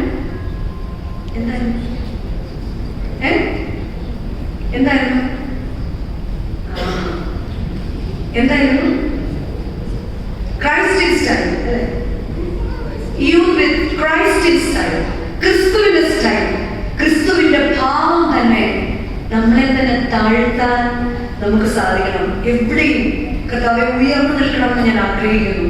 നീ എന്നെ ഉയർത്തുന്ന ദൈവമാണ്, പക്ഷെ താഴാൻ വിട്ടുകൊടുക്കാൻ. ആകാശം കണ്ടിട്ടില്ലേ? അത് മുറിയുമ്പോഴല്ലേ മഴയാവുന്നത്. മണ്ണിനെ കണ്ടിട്ടില്ലേ? അത് ഇറക്കുമ്പോഴല്ലേ കൃഷിക്ക് യോഗ്യമാവുന്നത്. മണ്ണിൽ വീഴുന്ന വിത്തിനെ കണ്ടിട്ടില്ലേ? അത് മണ്ണിനടിയിൽ അഴുകാൻ തയ്യാറാകുമ്പോഴാണ് കിളിർക്കുന്നത്. ആ കിളിർക്കുന്ന വിത്ത് കാറ്റും വെയിലും ഒക്കെ ഏൽക്കാൻ തയ്യാറാകുമ്പോഴാണ് അത് വീണ്ടും പൂക്കുകയും കായ്ക്കുകയും ചെയ്യുന്നത്. ഞാൻ നിങ്ങളും ദൈവത്തിന്റെ കൃപയാലായിരിക്കുമ്പോൾ കുടുംബത്തിൽ ചിലപ്പോഴൊക്കെ ഒന്ന് വിട്ടുകൊടുക്കാൻ, ദേവാലയത്തിൽ ചിലപ്പോഴൊക്കെ ഒന്ന് വിട്ടുകൊടുക്കാൻ, മക്കളുടെ മുന്നിലൊന്ന് താന്നു കൊടുക്കാൻ, മാതാപിതാക്കളുടെ മുന്നിലൊന്ന് കുറഞ്ഞു കൊടുക്കാൻ, ഓരോ വാക്കിനും മത്സരിക്കാതെ ജീവിത പങ്കാളിയുടെ മുന്നിലൊന്ന് വിട്ടുകൊടുക്കാൻ കർത്താവേ എനിക്ക് സാധിക്കണമേ എന്ന് നമുക്ക് പ്രാർത്ഥിക്കണം. വീണ്ടും പറയുന്നു, സ്പിരിച്വൽ ഡ്രൈനസ് മാറാൻ ഹബക്കൂക്ക് പ്രവാചകനെ പോലെ പ്രാർത്ഥിക്കണം. എങ്ങനെയാണ് ഹബക്കൂക്ക് പ്രവാചകൻ പ്രാർത്ഥിച്ചത്? 3-ാം അധ്യായത്തിൽ ഹബക്കൂക്ക് പ്രവാചകൻ 17-ാം വാക്യത്തിൽ പറയുകയാണ്, സകലതും നഷ്ടപ്പെട്ടിരിക്കുകയാണ്. ഹബക്കൂക്ക് പ്രവാചകൻ പറയാ, അത്തിമരങ്ങൾ എനിക്ക് പൂത്തില്ലെങ്കിലും, മുന്തിരിവള്ളികൾ വാടിപ്പോയാലും, ആലയിലുള്ള എന്റെ ആടുകളെല്ലാം ചത്തുപോയാലും, ഒലിവിന്റെ കായ്കനികൾ ഉതിർന്നു പോയാലും, യഹോവയാണ് എന്റെ ആനന്ദം, യഹോവയാണ് എന്റെ ബലം. മക്കളുടെ മുന്നിൽ പറയാൻ സാധിക്കണം, മക്കളെ ഒന്നുമില്ലാത്തവരായിട്ട് നമ്മൾ ഇങ്ങോട്ട് വന്നു, ഒന്നുമില്ലാത്തവരായിട്ട് നമ്മൾ ഇങ്ങോട്ട് വന്നു. അത്തിമരം ഇനി പൂത്തില്ലെങ്കിലും, മുന്തിരിവള്ളി എനിക്ക് കായ്ച്ചില്ലെങ്കിലും, എന്റെ പ്രതീക്ഷകളെല്ലാം നഷ്ടപ്പെട്ടാലും, യഹോവയാണ് എന്റെ ആനന്ദം, യഹോവയാണ് എന്റെ ബലം എന്ന് മക്കളുടെ മുന്നിൽ സാക്ഷ്യമുള്ള മാതാപിതാക്കളാകാൻ നമുക്ക് പ്രാർത്ഥനയിൽ സാധിക്കണം. വീണ്ടും സ്പിരിച്വൽ ഡ്രൈനസ് മാറാൻ വിശുദ്ധ ലൂക്കോസ് 1-ാം അധ്യായം 26-27 വാക്യത്തിൽ മറിയാം പ്രാർത്ഥിച്ചതുപോലെ പ്രാർത്ഥിക്കണം. മറിയാം എങ്ങനെയാണ്? ദൈവശബ്ദത്തെ തിരിച്ചറിയും. ഇതേ ദൂരം നമ്മളെ വന്ന് വിളിച്ചാൽ നമ്മളെന്ത് പറയും? പിന്നെ നമ്മൾ ഇവിടെ തന്നെ നിൽക്കുവോ? അല്ലെ? നമ്മൾ പിന്നെ ഇവിടെ വല്ലതും നിൽക്കുവോ? ദൂതന്റെ ശബ്ദം തിരിച്ചറിയണം, ദൈവത്തിന്റെ ശബ്ദം തിരിച്ചറിയണം. പക്ഷെ നമുക്ക് പറ്റുന്ന എന്താണെന്നറിയോ? ദൈവത്തിന്റെ ശബ്ദം കേൾക്കാത്തതല്ല. ക്വസ്റ്റ്യൻ പേപ്പറിനകത്ത് ഒരു ക്വസ്റ്റ്യൻ ഉണ്ട് അല്ലെ? ഇംഗ്ലീഷിലെ എഡിറ്റ് ദ പാസേജ്. തെറ്റുകൾ നമ്മൾ അണ്ടർലൈൻ ചെയ്തിട്ട് പറയും എഡിറ്റ് ദ പാസേജ്. നമ്മൾ ഇങ്ങനെയാണ് ദൈവ ഇഷ്ടത്തെ സ്വീകരിക്കാൻ ഇഷ്ടപ്പെടുന്നത്. എങ്ങനെ? എനിക്ക് ഇഷ്ടമുള്ളതൊക്കെ ഞാൻ എടുക്കും, ബാക്കിയുള്ളതൊക്കെ എന്ത് വിധത്തിലും. എന്നിട്ട് നമ്മൾ പറയും, യാക്കോബ് പ്രാർത്ഥിച്ചതുപോലെ ഞാൻ പ്രാർത്ഥിക്കുന്നു, അനുഗ്രഹിക്കാതെ ഞാൻ നിന്നെ, വലിയ പേടിയ, അനുഗ്രഹിക്കാതെ ഞാൻ നിന്നെ വിടുകയില്ല. എന്റെ ദൈവത്തിന്റെ ഇഷ്ടം നിറവേറ്റാണ്. അമ്മ പറയാണ്, ഇതാ കർത്താവിന്റെ കുടുംബജീവിതത്തിൽ, ഇതാ കർത്താവിന്റെ ദാസി. അത് പിന്നീട് എവിടെയാണ് കാണാൻ സാധിച്ചത്? 33 വർഷങ്ങൾക്ക് ശേഷം മറിയാം വളർത്തിയ മകൻ ഗത്സമനയിൽ കുരിശിന്റെ രക്തത്തിലും ചൊരിയുന്ന ഉറപ്പുണ്ടായിട്ടും താൻ തന്നെ രക്തം വിയർത്തവനായിട്ടിരിക്കുകയാണ്. രക്തം വിയർത്തൊഴുകുന്ന സമയത്ത് ആ അമ്മ വളർത്തിയ മകൻ പറയാണ്, പിതാവേ, എന്റെ ഇഷ്ടമല്ല, അവിടുത്തെ ഇഷ്ടമെന്നിൽ. നമുക്കെല്ലാം വിശുദ്ധരായ മക്കളെ ഇഷ്ടമാണ്. എന്നാൽ സ്പിരിച്വൽ ഡ്രൈനസ് ഇല്ലാത്ത മക്കൾ ഉണ്ടാകണമെങ്കിൽ എന്റെ ഇഷ്ടമല്ല കർത്താവേ, നിന്റെ ഇഷ്ടം ഞങ്ങളുടെ കുടുംബത്തിൽ നിറവേറണമേ എന്ന് പ്രാർത്ഥിക്കാൻ ഞങ്ങളെ ഉയർത്തണമേ, ഞങ്ങളുടെ പ്രാർത്ഥനകളെ ഉയർത്തണം. വീണ്ടും കാണാൻ വിശുദ്ധ മത്തായി സുവിശേഷം 1-27 ദൈവിക ദർശനം കാണുന്ന നീതിമാനായ യൗസേപ്പിന് സ്വപ്നത്തിൽ ദൈവത്തിന്റെ ദൂതൻ വന്നു. നമ്മളോടാണ് അത് പറയുന്നെങ്കിൽ നമ്മൾ അറിയ പോലും ഇച്ചിരി വെള്ളം കുടിച്ചിട്ട് നമ്മൾ പോയി കിടന്ന് വീണ്ടും ദൈവിക ദർശനങ്ങളുള്ള മാതാപിതാക്കളാകണം. ദൈവിക ദർശനങ്ങളുള്ള നല്ല ക്രിസ്ത്യാനിയാകണം. ക്രിസ്തീയ മൂല്യങ്ങൾ, നമ്മളെ കാണുന്നവർ ക്രിസ്തുവിനെ കാണണം, നമ്മളെ കേൾക്കുന്നവർ ക്രിസ്തുവിനെ കേൾക്കണം, നമ്മളോട് സംസാരിക്കുന്നവർ ക്രിസ്തുവിനോട് സംസാരിക്കണം. കുടുംബത്തിൽ ഭാര്യ ഭർത്താവ് തമ്മിൽ സംസാരിക്കുമ്പോൾ നമ്മുടെ മക്കൾ ക്രിസ്തുവിനെ കാണണം. അല്ലെങ്കിൽ അതിനുവേണ്ടി പ്രാർത്ഥിക്കണം, അനുഗ്രഹിച്ച് പ്രാർത്ഥിക്കാൻ എന്റെ നിങ്ങളുടെ കുടുംബ ജീവിതത്തിൽ നമുക്ക് സാധിക്കണം. എന്റെ കൂടെയുള്ളവരെല്ലാം ബ്ലസ് ചെയ്ത് പ്രാർത്ഥിക്കാൻ, സ്പിരിച്വൽ ഡ്രൈനസ് മാറാൻ നമുക്ക് സാധിക്കണമെങ്കിൽ എന്റെ പ്രാർത്ഥന താഴ്ത്തിയുള്ള പ്രാർത്ഥനയാകണം. എന്റെ പ്രാർത്ഥന ഹബക്കൂക്കിനെ പോലെ ഏതവസ്ഥയിലും പ്രാർത്ഥിക്കുന്നതാകണം. എന്റെ പ്രാർത്ഥന മറിയാമിനെ പോലെ ദൈവശബ്ദം തിരിച്ചറിയുന്ന പ്രാർത്ഥനയാകണം. എന്റെ പ്രാർത്ഥന യൗസേപ്പിനെ പോലെ ദൈവിക ദർശനമുള്ള പ്രാർത്ഥനയാകണം. ഇതൊക്കെ കേൾക്കുമ്പോൾ നമ്മൾ വിചാരിക്കും, ഇത്രയൊക്കെ ഒത്തിരി കേട്ടിട്ടുണ്ട്. എന്റെ ജീവിതത്തിലേക്ക് പകർത്താൻ സാധിക്കും. കഴിഞ്ഞ വർഷം ഇതേ റിട്രീറ്റില് നമ്മളോടൊപ്പം ഉണ്ടായിരുന്ന എത്രയോ പേര് ഭൂമിയിൽ നിന്ന് മാറ്റപ്പെട്ടു. ഇന്നലെ സന്ധ്യയിൽ ഇതുപോലെ ഇരുന്ന എത്രയോ പേര് ഈ ഭൂമിയിൽ നിന്ന് മാറ്റപ്പെട്ടു. ഇനി ഒരവസരം എന്റെ ജീവിതത്തിൽ ഉണ്ടോ ഇല്ലയോ എന്ന് ഞാൻ അറിയുന്നുമില്ല. എന്നാൽ എന്റെ ദൈവത്തിന്റെ സന്നിധിയിലേക്ക് എന്റെ ആത്മാവ് പറഞ്ഞു പോകുമ്പോൾ എന്റെ ഭവനത്തിന് ഞാൻ എന്താണ് കൊടുക്കാൻ ശേഷിപ്പായിട്ട് വെച്ചിരിക്കുന്നത്? എന്താണ് എന്റെ ഭവനത്തിൽ?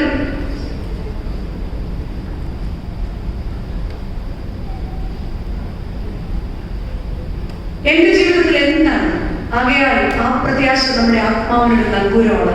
അബ്രഹാം ജീവിതത്തിന്റെ ഏത് മൂല്യങ്ങളിലും നമുക്ക് മാതൃകയാണ്. കാരണം പ്രത്യാശയില്ലാതിരുന്ന സമയത്താണ് യഹോവയുടെ ദൈവം തന്നെ കൊണ്ട് തന്നെ ആണയിട്ട് പറഞ്ഞത്, ഞാൻ നിന്നെ അനുഗ്രഹിക്കും. അബ്രഹാമിന്റെ പാസ്റ്റോ, അബ്രഹാമിന്റെ പ്രസൻസോ, അബ്രഹാമിന്റെ ഫ്യൂച്ചറോ അബ്രഹാമിന് അറിഞ്ഞുള്ള. ഇന്ന് എന്നെ കേൾക്കുന്നവരിലും എന്താവും ഇനി നെക്സ്റ്റ്, എന്താണ് ഈ ജോലി എന്നൊക്കെ ചിന്തിച്ചിരിക്കുന്നവരാണ്. പക്ഷെ കർത്താവ് പറയാം, ഈ പ്രത്യാശ നമ്മുടെ ആത്മാവിനൊരു നങ്കൂരമാകണം. വിശ്വാസത്തോടെ കാത്തിരിക്കാൻ ദൈവമേ പരിശുദ്ധാത്മാവിനെ അയക്കണമേ. വിവേകത്തോടുകൂടി കാത്തിരിക്കാൻ എന്റെ ഡ്രൈനസിൽ, എന്റെ സ്നേഹമില്ലായ്മയിൽ, എന്റെ ആത്മീയതയിലെ കുറവുകളിൽ ദൈവത്തിന്റെ പരിശുദ്ധാത്മാവെ അവിടുത്തെ നീരുറവ ഞങ്ങളെ നനയ്ക്കണമേ. ആയതിന് ദൈവത്തിന്റെ പരിശുദ്ധാത്മാവ് നമ്മെല്ലാവരെയും സഹായിക്കട്ടെ എന്ന് പ്രാർത്ഥിച്ചുകൊണ്ട് ആശംസിച്ചുകൊണ്ട് എന്റെ വാക്കുകളെ നിർത്തുന്നു. ദൈവം എല്ലാവരെയും അനുഗ്രഹിക്കപ്പെട്ട ഈ സന്ധ്യയിൽ ഇത്രയും പേര് ഇന്ന് മുഴുവൻ ഇവിടെ പല സ്പിരിച്വൽ ഓർഗനൈസേഷൻസിന്റെ മീറ്റിംഗ് ഉണ്ടായിട്ടും വീണ്ടും കടന്നു വരാൻ ഇടവരുത്തിയ നിങ്ങളെയും നിങ്ങളുടെ തലമുറകളെയും ദൈവം അനുഗ്രഹിക്കട്ടെ എന്ന് പ്രാർത്ഥിക്കുന്നു. അതിനവസരം തന്ന ഇടവയുടെ വികാരിയച്ഛൻ, അസോസിയേറ്റ് വികാരമാര്, ഈ സീനിയർ സിറ്റിസൺ എല്ലാ ഭാരവാഹികളുമേ, എല്ലാ കർത്താവിൽ പ്രിയമുള്ളവരെ, ദൂരെ നിന്ന് വന്നവരെ, സമീപത്തുള്ളവരെ, എല്ലാവരോടുള്ള നന്ദിയും സ്നേഹവും കടപ്പാടും അറിയിക്കുന്നു.